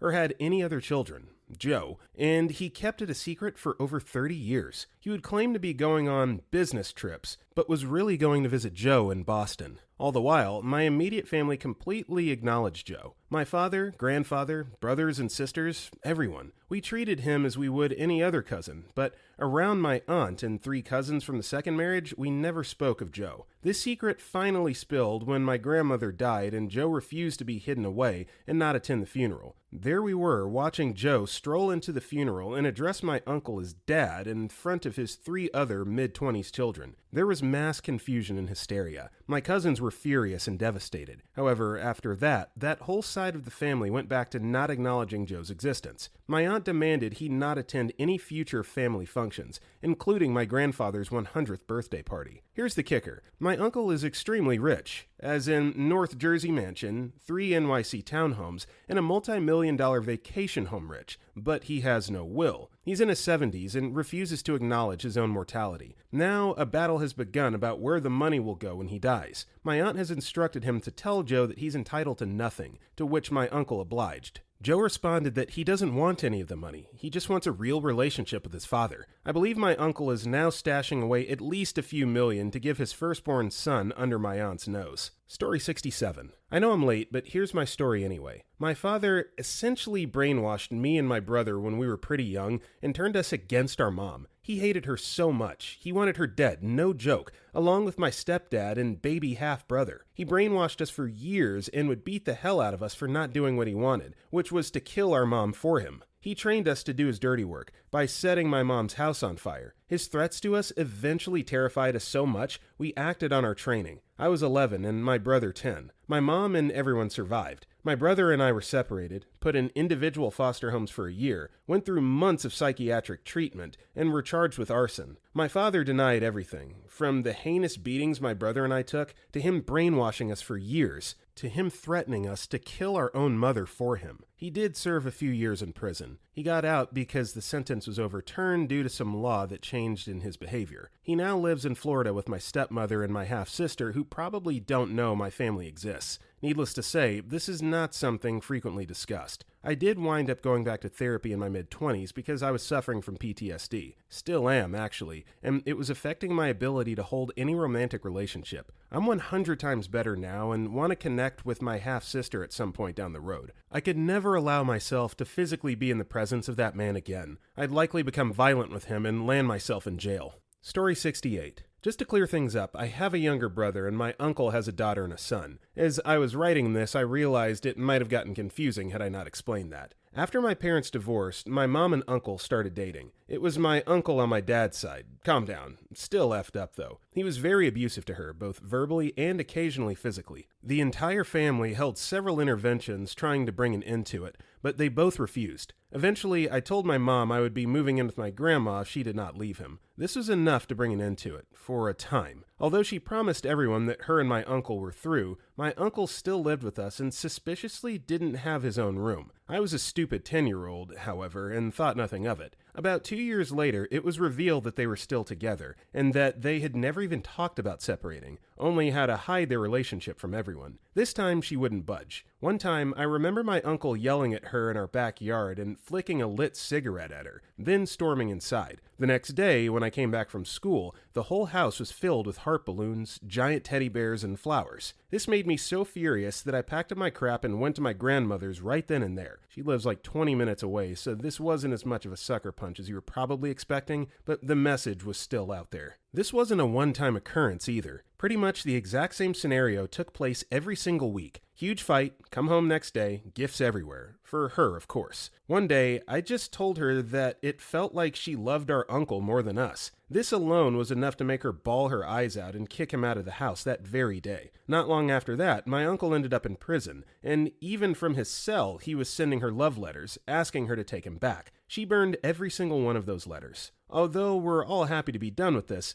none of us trusted her completely until my uncle met another girl and had a third kid. They're both much better people now, both having stable jobs, although they completely avoid each other now. My mom went through a couple more boyfriends that were complete dicks until she met this awesome guy who everyone loves. He doesn't live with us, doesn't try to take over as some sort of father figure, he just loves hanging out with everyone. I'm not even sure if they're in a relationship or not anymore. They just love hanging out. Even my dad loves him. Yes, my dad is still in the picture. Anyway, yeah, we don't talk about this anymore. We pretty much stopped the second my uncle moved out. Thanks for reading my long-ass comment. Story 69. The final blow-up that pushed my mother to take my brother, sister, and I and move across the other side of the country. Until then, my mother had managed to keep my father's abuse relatively hidden from us. But one night while she was putting my siblings to bed, I threw up. She merely mentioned to him that maybe when his kid is vomiting, he should help them. His reasonable reaction was to start throwing dishes and screaming obscenities. It all culminated in me hiding behind a couch upstairs,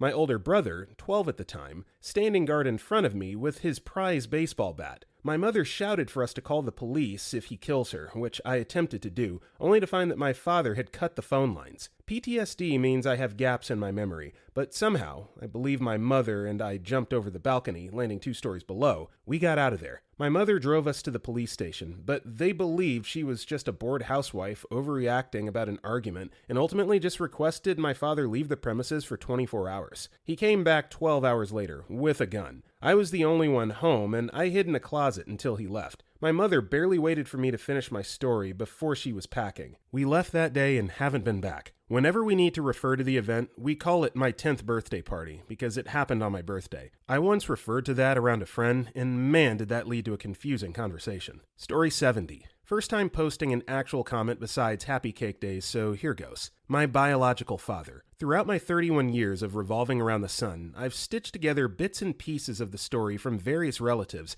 and this is the story as I've come to weave it in my own understanding. My mother and I were one of the last batch in our family to immigrate from the Philippines to Alaska. Of all places, I know. What a drastic change. I was barely a year old when we made that trek. Late 80s. However, my biopops was unable to join us for some reason at the time, so he was forced to stay back and wait for his immigration to go through. During that time, however, I guess my father started seeing another girl. Apparently, one night, while canoodling with said female, that female's father burst in with a revolver and threatened my biopops that if he didn't marry her, he was going to find him and kill him. So as it stands, I guess immigration wasn't going to happen fast enough, so he ended up marrying the girl and having another family. Thankfully, though, I come with a pretty large, awesome, and endearingly loving family, so I'm lucky in that regard of not being completely alone. I'm pretty sure I have father issues that I'm unaware of, but just learn to deal with, especially when it comes to partnerships, but that's a topic for another conversation, lol. Not to say my family didn't have problems of our own. Financial struggles, alcoholism, domestic violence,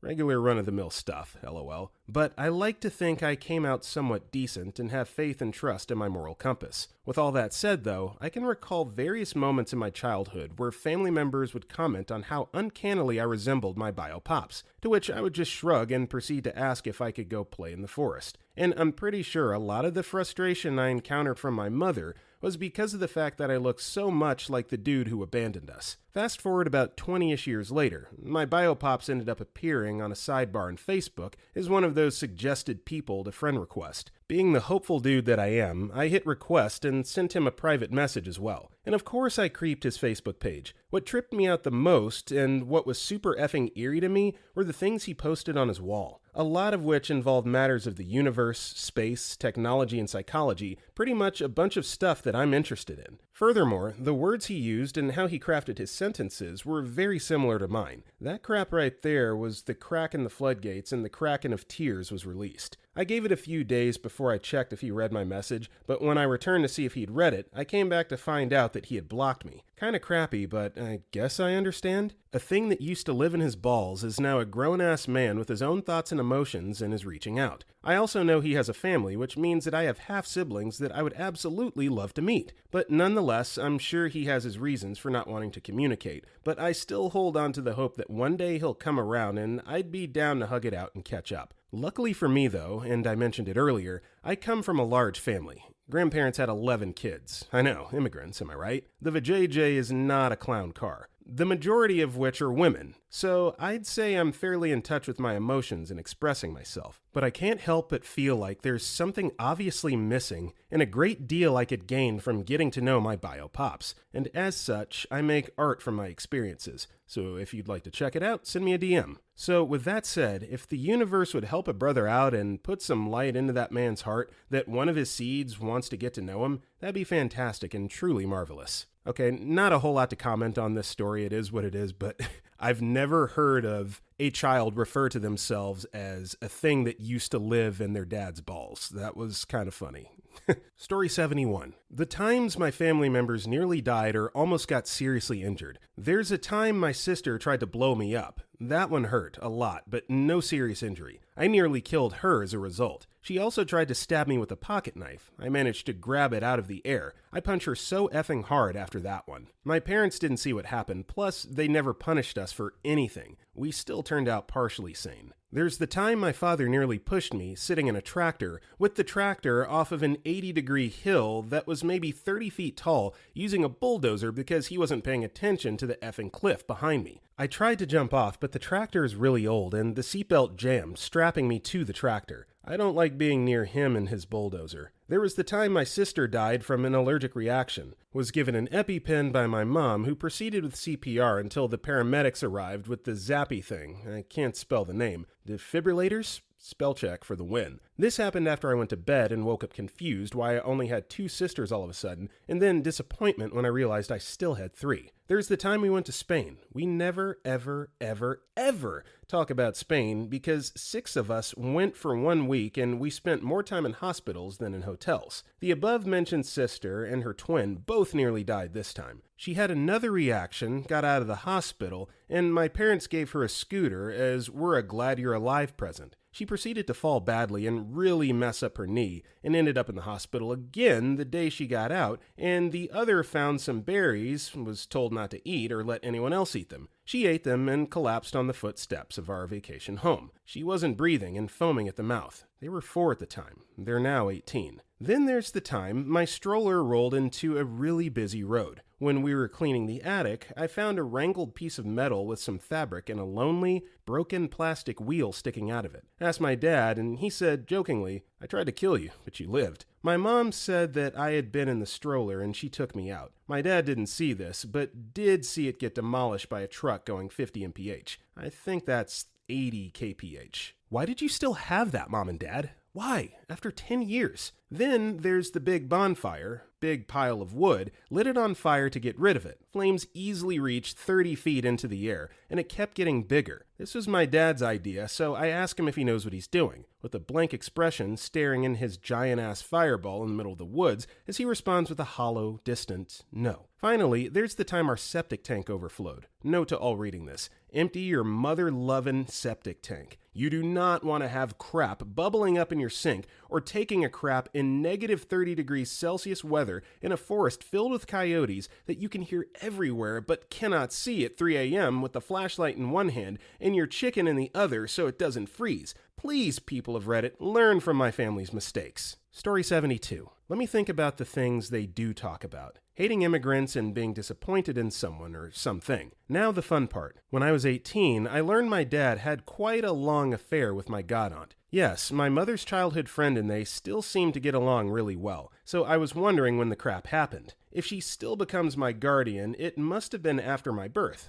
Awkward. No one answering my question. My 8-year-old brother only said he didn't notice anything, and I do trust him. The only one. Let's move on with my dad effing other women. Oh wait, I know of 2 more. One which was quite some time ago, building up to an insane story of her lying to my whole family about having cancer to get some attention and even thought up a effing kidney transplantation in the Netherlands. She was at a friend's house at the time. So I'm only talking about my dad, but no one ever talked to me about my sister being SA'd by my cousin. Like, WTF. I only knew because I found a letter she wrote addressed to our school's pastor, and wondered why my family just casually stopped talking to that part of our family. Oh wait, they ain't talking to another part cause that an uncle stole my grandparents' house after they died by doing crap to/with some documents. And what are we talking about? Effing dry bread and why my brother isn't married yet. Oh, I'm not straight, by the way, and they know, cause I effed the neighbor's son for like 5 years during my teen years. We're not talking about any of my life at all. What in all the hells is this guy talking about? Jeez. Don't do drugs and post on Reddit, guys. Then you end up with posts like this.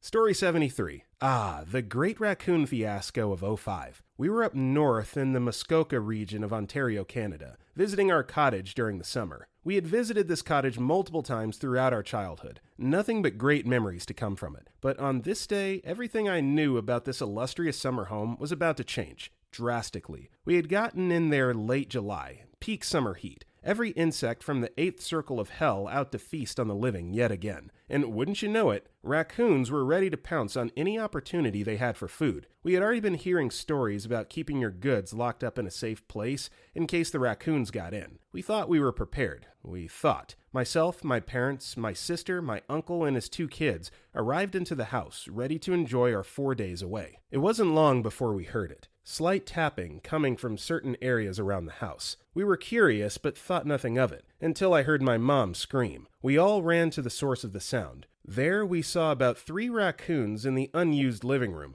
just minding their own business, but in a suspicious way. My uncle was ready to fight. He quickly grabbed a broom and rushed in, shooing them towards the window. One hissed. and began to scratch at the broom. The broom fell out of my uncle's hands, and the raccoon immediately climbed on top of it. That broom was the raccoon's now. It wasn't until my uncle rushed out of the room, fearing the worst, that 2 other raccoons came out of the closet. Yes, I know, and ran towards the other raccoons. Long story short, our trip was cut quite short, and we ended up returning home as an extermination was called to help the raccoons get out of the cottage. Turns out, they got in through the basement windows, and from there, found their way into the air vents, leading them from the closet to the living room. We don't really like to discuss the event. Quite traumatic, as you might imagine. I'll never look at raccoons the same way again. Story 74. That time my brother-in-law blamed me for his fiancée dumping him, even though I had nothing to do with it. Or how about the time my brother-in-law told my husband, his brother, that he was wasting his time with me and that I was ruining his life? Or how about the time that my brother-in-law called my husband, his brother,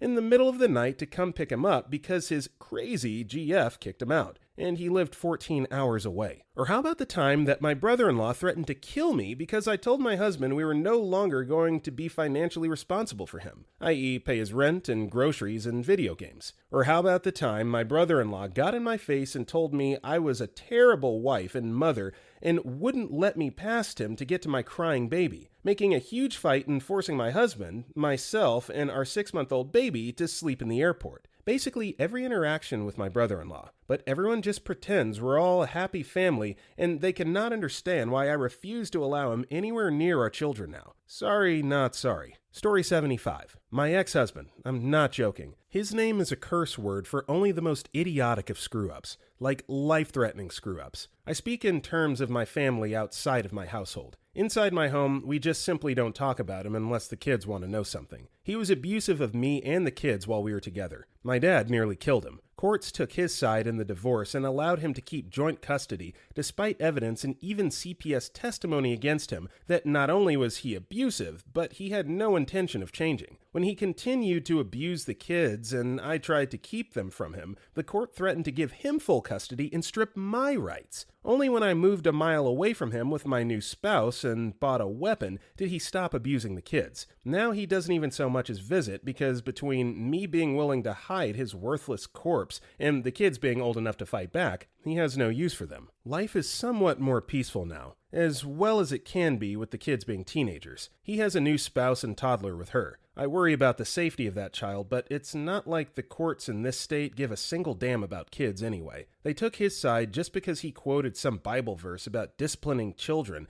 and called himself a dedicated Christian. Story 76. This is a fresh discovery, that my cousin's son is gay. Apparently, we chose the same hideout for our booty calls, and his booty call was very much male. I'm living with my parents at the moment. Our house is very close to my uncle's house, the kids' grandparents. Both houses in the same plot of land, and on the back there's a shared swimming pool surrounded by plants and trees. This kid lives in another town, a 5-minute car ride from here. It was a midnight 40. I was in the swimming pool, all lights off, with this date, when I see these 2 boys coming up. They didn't turn on any lights. They just used the torch on their phone not to stumble anywhere, but it was obvious that they didn't want to be seen, and they had chosen the right time for that because there's absolutely nobody around at the time around the property. Didn't consider his father's horny-ass cousin. When they saw us, they acted very awkward and then decided to leave. So the last time I'd seen the kid, when he was like 5, I didn't know him at all, and the following day, I asked another cousin if she knows anything about him, what his habits are, if he smokes weed or something. That was one possibility that came to my mind, and she doesn't even let me finish my question. Do you know if maybe if he's gay? Yes, he is. Don't ever mention it around. His father doesn't know and would get mad. Story 77. Very late to the party, and most will probably ignore it, but you've been affected by this if you've been born in the last half-century. We didn't talk about Marie. For the longest time, I thought my maternal grandmother only had 3 children. My Uncle Jack, my Aunt Jean, and my mom. But she had 4. Before my mom was Marie. Marie died shortly after she was born. A week, maybe 2. Nobody talked about it. That is, until my Uncle Jack began to slip into dementia and told the story before he lost it. Marie died of something that was at the time known as a hemorrhagic disease of the newborn. For some unknown reason, a newborn would die from massive internal bleeding. When she died, my grandmother did something that was remarkable at the time. She handed over her deceased child to the doctors who were asking to examine her. Grandma was devastated by her loss, but wanted to make sure that it meant something. that maybe if she did this difficult thing, other mothers wouldn't have to watch their baby die. As it turns out, this was the beginning of the scientific research which led to the discovery of vitamin K deficiency in newborns. Vitamin K is a clotting agent that doesn't pass through the umbilical cord, so newborns are very susceptible to bleeding and, as a result, are given vitamin K injections at birth to hold them over until their bodies start producing it naturally. That all started with Marie. Story 78. I'm the last victim in what is evidently a generation's worth of child essaying predators. My first older brother, closest to me in age, we'll call him K,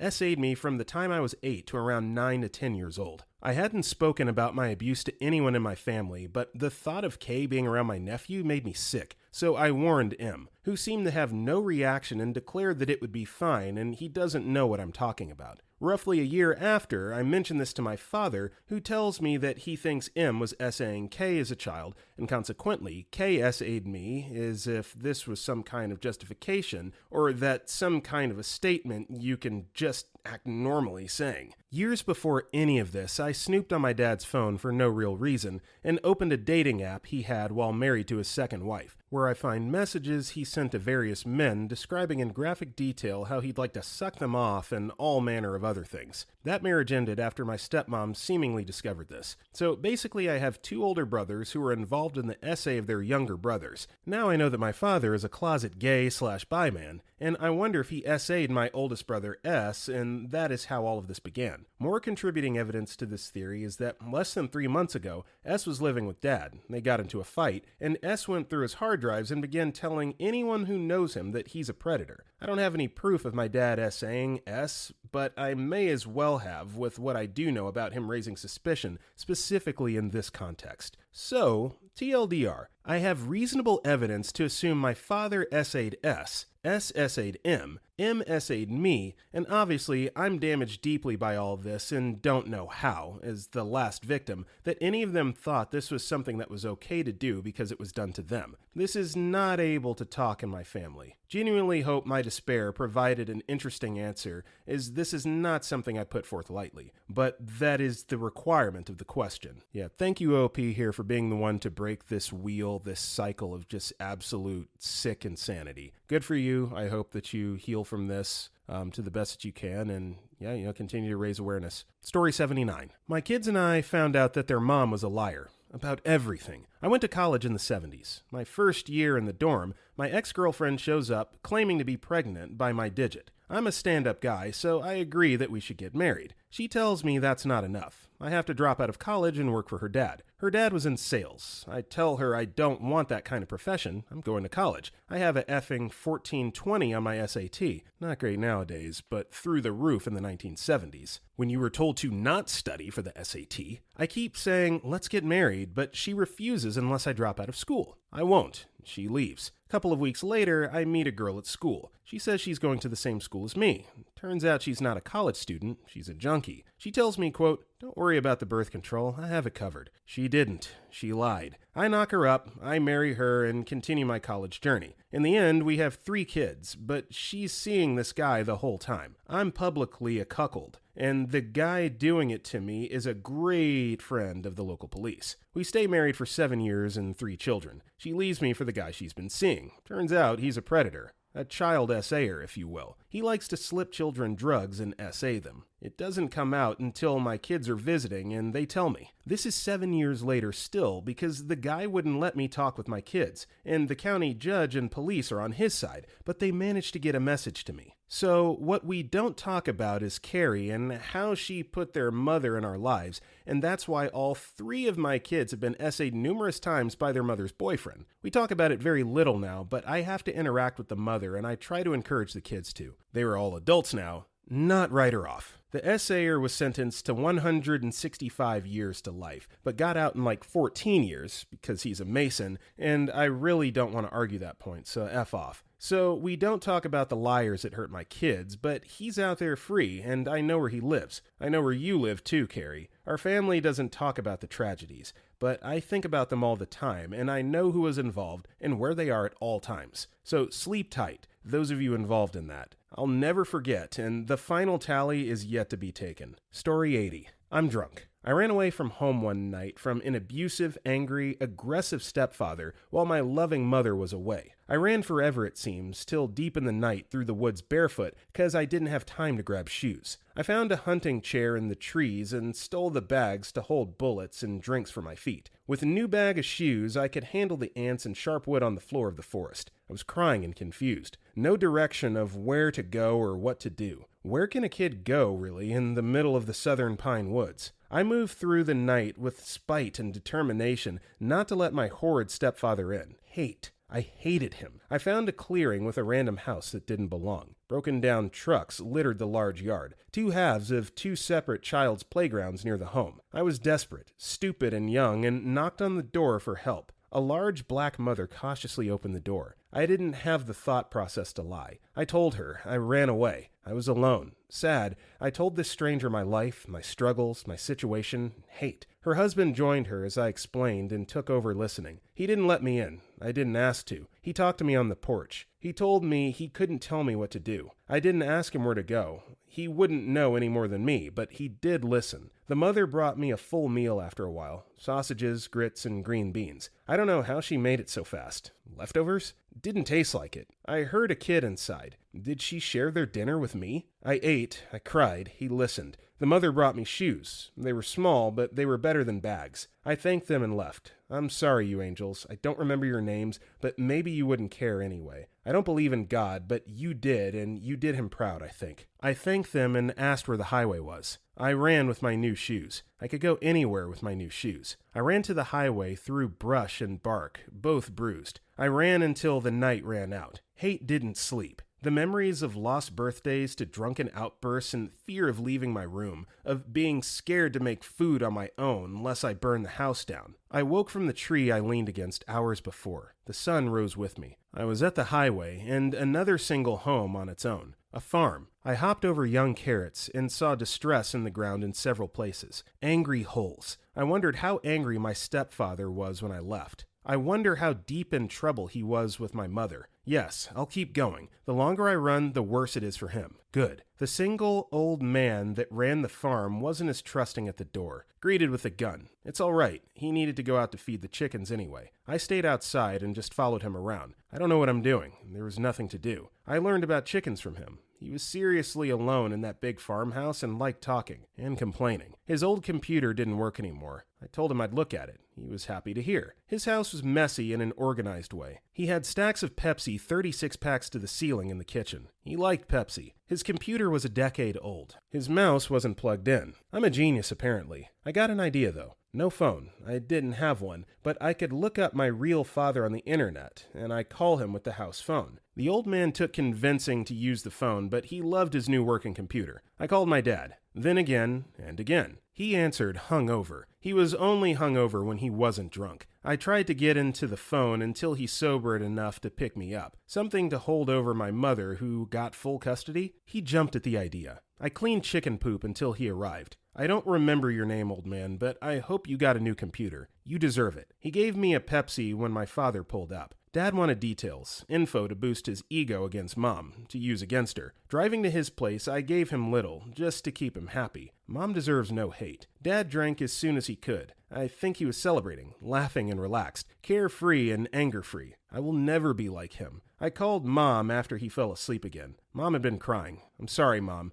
but I'm staying here for a while. Stepfather was forced to a hotel somewhere. Good. I hope he's angry. She picked me up later and put me into a cheap apartment. I finished high school on my own. No more stepfather, but I don't know if I won. They're still together and it's been years later. I'm in my own apartment now, finishing my degree a few years late this fall. I hate Les now. Hate would be a win for him. I'm focused on myself now. I'm the most successful child out of 4. He'll be too old soon to take care of himself, and they'll turn to me for care. And I will. I still hate, but hate is how he wins. I'm going to love, like my mother. He'll die soon enough, and with his and my hate, I honestly cannot wait. Until then, we won't talk about where I was or what happened. Mom can't divorce him or lose too much. Until then, we will be loving, silently waiting till he dies with his hate. Story 81. That I have 2 sons 4 months apart, 10 and 11. and I do not allow myself the blessing of being in their lives because of my violent anger and mental illnesses. That every wall in my house has holes in them. Me being essayed and abused from my people in my childhood neighborhood, daycare, multiple schools, etc. Hung, would be taken out into the middle of the woods and left multiple times. Forced nudity when I was way too young to know what was happening, and had to unclothe and turn 360 degrees before entering my good friend's house. Was an angry child, so I started really acting out in 3rd grade and was forced to spend most of my 3rd grade in a 1st grade classroom. Couldn't even fit in the desk. My extended family and the fact that they all have either died from cancer, substance abuse, and or mental illness-related self-unalivings. My numerous stints in various rehabs for a multitude of addictions and mental health issues. That I take 3 different medications just to function, kinda in society, without mania or night terrors and hallucinations. Story 82. My father's life before my mother. My dad is happy-go-lucky and in a terminally good mood. He's done very well for himself. My mother, sister, and myself have never wanted for anything. The only time my dad's past ever came up was when I was about 17. My aunts on my mother's side were visiting with my cousins. We were all eating lunch and my aunts and my mother were all reminiscing. One of my aunts asked my dad about when he was a child. My dad tried to make a joke about it. My aunt kept pressing. My mom jumped in and tried to divert the conversation, and Dad got real quiet, which was not normal because he's a loud, fun guy. My sister and I jumped in and started begging Dad to tell us about when he was a kid. Dad just stands up, gets in his truck, and leaves. Mom rushed after him and saw him to the truck. Mom came back and she was furious. My sister and I could tell. She told my cousins and my aunts that Dad wasn't feeling well and maybe everyone should leave. It turns out that Mom had specifically told her family that Dad didn't talk about his past. It made him uncomfortable and not to ask about it. As Mother would say, just let it die. My aunts knew this, but my one aunt just couldn't help herself. After everyone leaves, Mom sits my sister and me down. She explains that she doesn't really know much about Dad's past, except that he grew up very poor. His father abandoned them and his mother worked 2 jobs. Essentially, all the siblings raised themselves. She said Dad endured things as a child no one should have to endure. She said he moved out when he was 14 and never looked back. She said that when they met, Dad told her some things so she would know what she was getting into. But Dad said he didn't ever want to talk about his past again. After that conversation, we never brought it up. This is also when we found out for the first time that my father had sisters and brothers, whom we have never met. My parents are very in love and have been married 41 years. Mom is very protective of Dad, and Dad would do anything for Mom. Even though they're much older now, Mom still doesn't talk about Dad's childhood, and Dad still won't talk about it. Likely, they will take it to the grave. Story 83. Homosexuality, or anyone that isn't German. My family is extremely homophobic and racist. I come from a worker-class family where I'm the only one with a basic school degree, a higher school degree, and a bachelor's. While one parent has no school degree at all, the other has just the basic. From my 2 brothers, one tried 3 times for the basic school degree, and the other has none. Both failed 3 apprenticeships each, and now kind of have finished, but were so bad that they don't really earn that much compared to other apprentices of their classes, but will still earn way more than my parents, e.g. I only talk about the financial and educational situation because I've noticed that people that often have no good educational background or financial stability often harbor extreme resentment to anything different, like homosexuals and foreigners. None of my family are neo-Nazis/Nazis, but degrading humor and blame gets thrown around easy, and it's the thing I hate most about my family and brothers. I'm honestly glad that my father is only in the racism boat, but at least accepts homosexuality and is overall a really nice person. But my brothers are total dicks. You can't argue with them because they're the famed pigeon in the scenario. You know, the one where you discuss chess with a pigeon and explain that her move was wrong, while the pigeon struts around the board, knocks down the pieces, craps on everything, and proclaims itself the winner? Story 84. My father was in a mental institution 2 times in his youth, and we had to find this out the hard way. It all began last year when my father was starting to sound really weird during phone calls. I've left the city for college some years ago.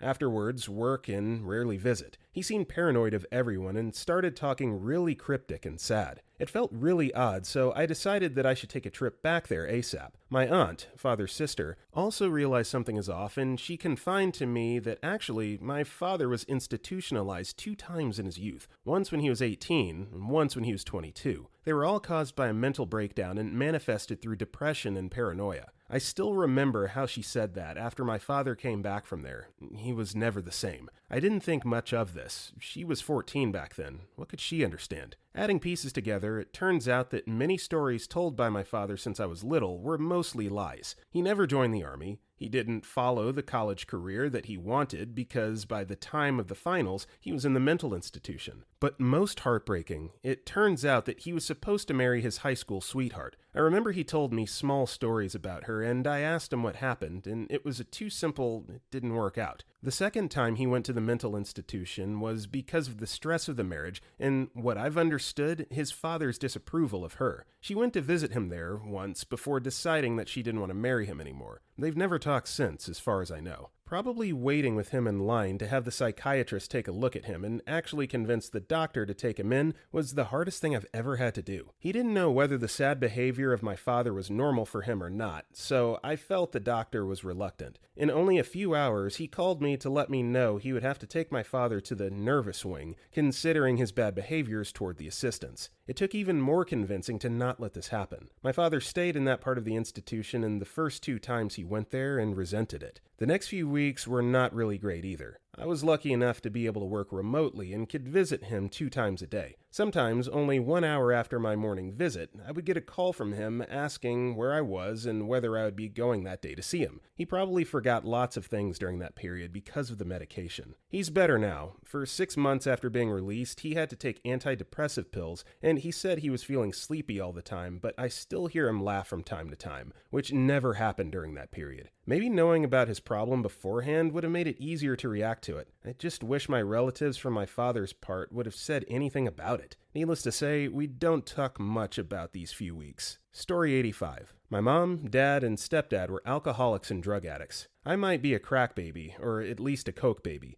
Dad abused mom and my brother. I was a baby, but he threatened to beat me too before she left him. Mom gets with stepdad at some point. Timeline's fuzzy there. Dad claims mom cheated, mom claims dad cheated. Stepdad is a major dick. Abusive, did weird mind-effery things to us. Like make us take baths and then dump ice cubes on us. I think it was to see our baby chickens do the turtleneck thing. Stepdad has kids. Their mom was cheating on him with a bunch of guys at the same time, in the same shower, on the same day. She's cracked out, drives them up to the house stepdad and we were in, and locks them in his car. Doesn't tell anyone, just bounces. Mom comes home from work to find them there. Stepsister was about 3, diaper full and a hot VW bug during the summer in Northern California. Not a pretty sight. They were effing wild kids. Snatch food right out of your hands, piss at the dinner table, take crap and break it because it wasn't theirs. Mom and dad drunk fought every night. That's not an exaggeration. Every night until they broke up temporarily when I was 13, screaming about how we, little kids under the age of 5 to 10, were pieces of crap.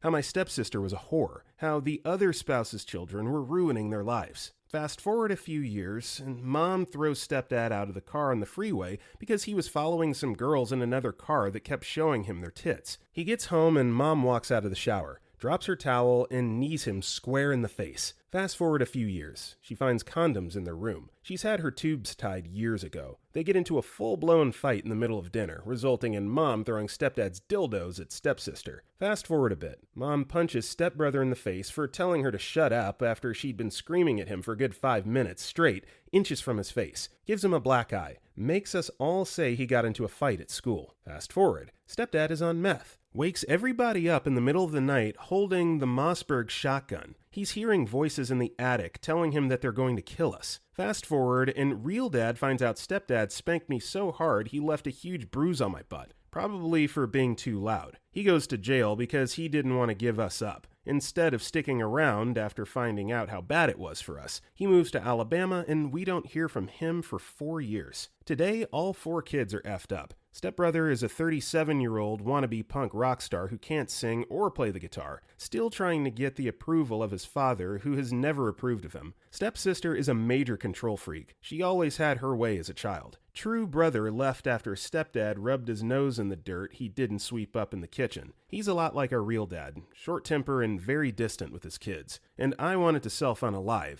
have difficulty speaking, social anxiety, bipolar, had cancer, and a bunch of other health issues, PTSD, and catch myself being a huge dick to my friends and loved ones out of the blue for no good reason. I have a very hard time interacting with basically everyone, even my fiance. I mean, there's so much we don't talk about in our family. Basically, the first 13 years of my life are never mentioned. Story 86. That my biological mother, my adoptive parents' daughter, I was adopted by my grandparents when I was about 3, but they raised me from birth for the most part, making my bio mom my sister legally, was abusive towards myself and my 2 half-siblings, and that everyone was, quote, so proud of us any time we were forced to spend time with our abuser, because of how much it meant to our bio mom. Yeah, all 3 of us, bio mom's children, are no longer in contact with 99% of our family. We only have each other. When I spoke up about the abuse I experienced when I was in her care, I was effectively disowned. My half-sibling's father kidnapped them and moved several states away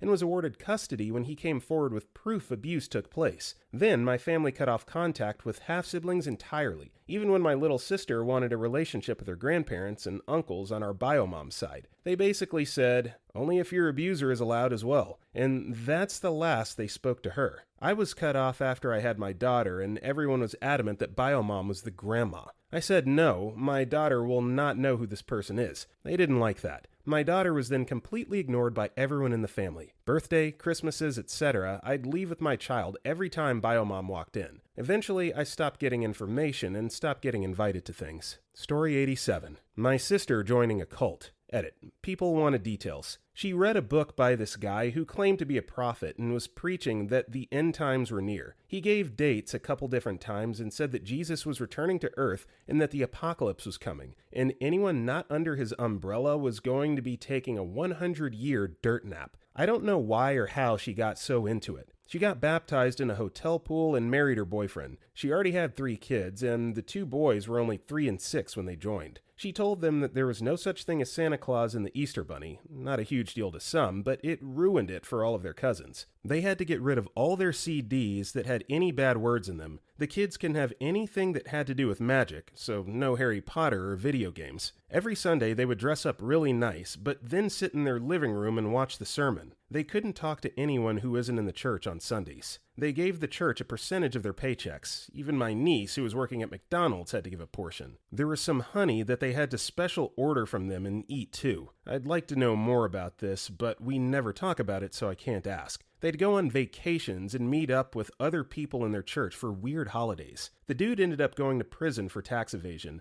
but they still followed him for a while after that, while his wife ran the sermons. I don't know what made them finally leave, but anytime she's telling a story that took place during the 10-year period she was doing all this, she refers to it as, quote, when they were in the church. She won't admit it was a cult. Story 88. I'm a bastard child and didn't meet my dad until I was 10, but there was a lot of secrecy around my parents' breakup until I was 16. My parents broke up when apparently my dad showed my oldest sister some lewd pictures and apparently lunged at her to potentially SA her. I've heard it didn't actually happen, but almost did.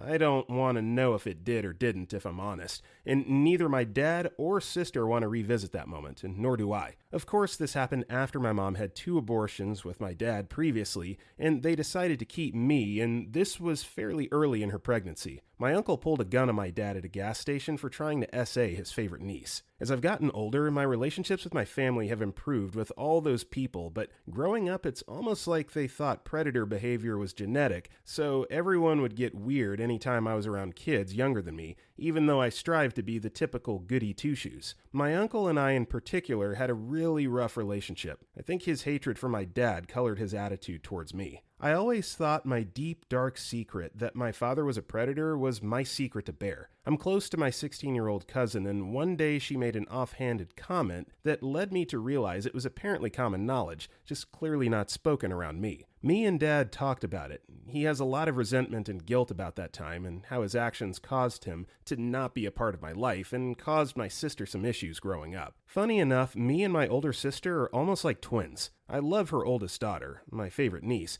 like she was my own, and it's never been a rift between us, but was there a lot of dirt in the shadows of my family. Story 89. Throwaway, obviously. Unlike the other stories here, this one is a secret between just the two of us. We grew up under hardcore helicopter parents who were also hardcore Christians. We weren't allowed to go out with friends, we weren't allowed to have friends come over, we didn't go on class trips, we couldn't join clubs or sports. We weren't allowed to date in high school. The only computer and TV were in the living room, where everyone could see what you were doing at all times and were unplugged at night. We had zero privacy, and this included our own bedroom. My sister and I slept in the same bed even until high school. You might see where this is going. We were young. She was a year older than me. We were both frustrated and forced to rely on each other for all entertainment and emotional venting. Eventually, we started experimenting. I don't know how we managed it, but we never crossed the line into full-on sex. But making out and mutual self-pleasuring was a nightly thing. I was a sophomore in high school when we finally stopped. It was an unspoken agreement as we both realized what we were doing was pretty effed up. We managed to talk our parents into getting us another bed, but it took work. We stopped talking to each other and lost contact for a few years, until I drunkenly called her one night. We met up and I apologized profusely for everything. For years, shame and guilt slowly ate away at me. I thought she must have hated me for taking advantage of her. It turns out she felt the same way, being the older sibling. We're friends now and hang out. Luckily, the shadow hanging over us has been mostly eroded by time, and mutually blaming our parents for forcing two teenagers to share a bed through puberty. You know what's the worst thing about it? I can't even watch adult films because the prevalence of incest niche. The years of guilt has made the sister-brother stuff make me legitimately sick to my stomach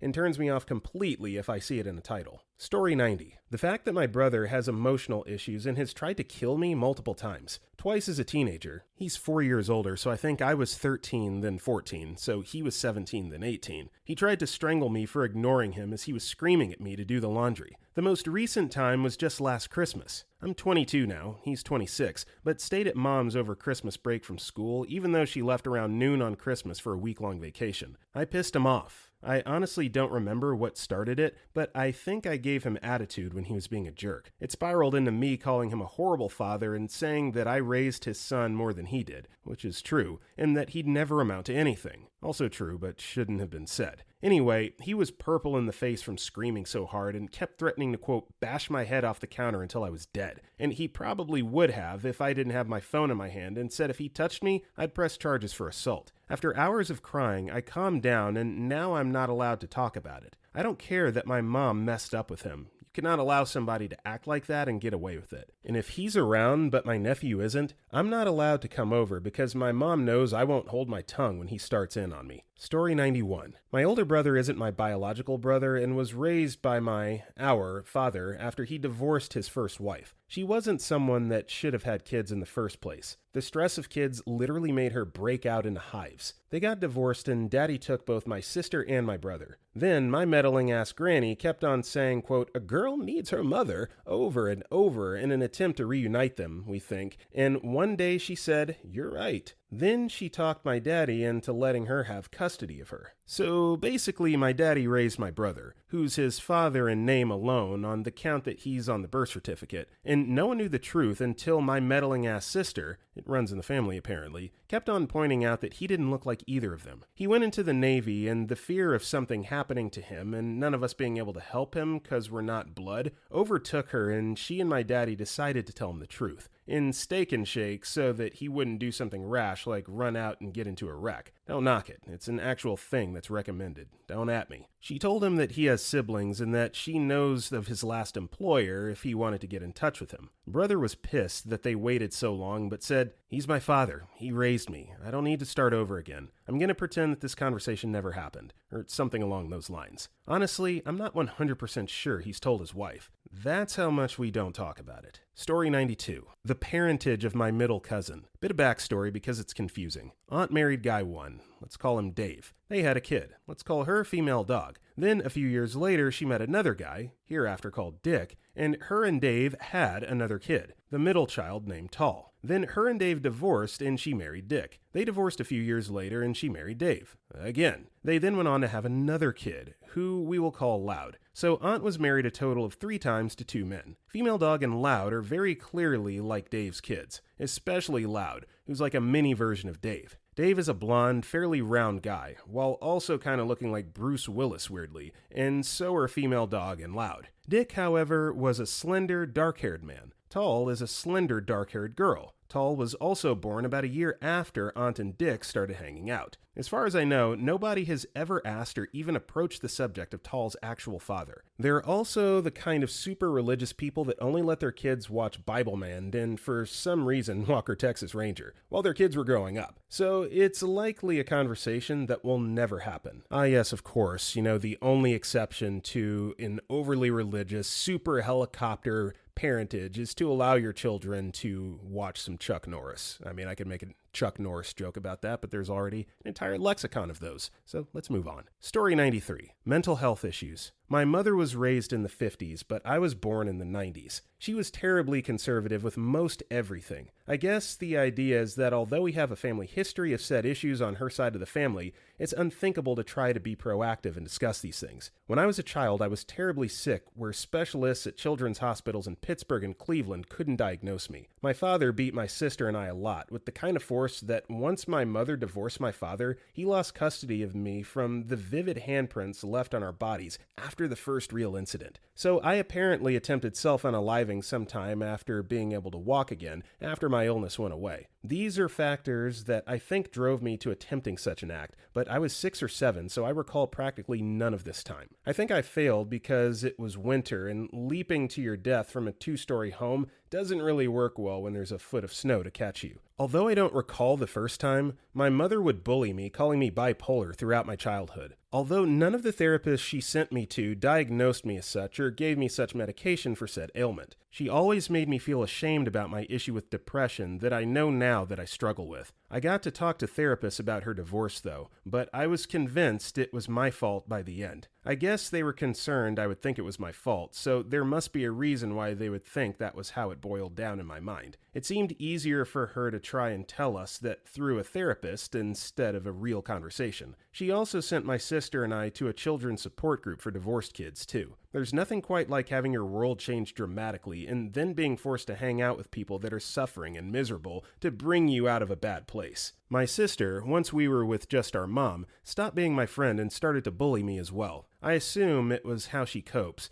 but if I brought it up nowadays, she wouldn't admit she did it. I had suppressed my first self-unaliving attempt and learned about it from her around 9. So once I learned of my first self-unaliving attempt, I struggled with the idea that I did. I couldn't remember it at all. It just seemed so bizarre that I couldn't remember what made me do it, which really mystifies me how the mind can take strong memories and make them disappear. Maybe that's what drove me to my second attempt. Around Christmas, I saw the A Christmas Story movie. There was this one scene where the mother says that icicles will kill you if they fall on you. The next time I was left home alone, I went and got a shovel and tried to knock them off onto me. It obviously didn't work. Thinking back, I guess I wanted to die in a way where it seemed like an accident. The only thing that probably saved me from going in this direction and fulfilling my wish was probably video games. I lost myself in their world all the time I had. Outside, I was bullied in my trailer park. My mother wasn't getting me the help I needed. Maybe she was ashamed. I'm sure being from a time where mental health institutions were called loony bins probably didn't give her much of a desire to try and lump me into that category. I got through school and moved away for college and have accepted who I am as a person who has made mistakes. Now she's bedridden and I stopped seeing her altogether for the last few years until a few weeks ago. She has 3 brain tumors and 1 lung tumor from smoking and improper health choices. She weighs 80 pounds at 5'4",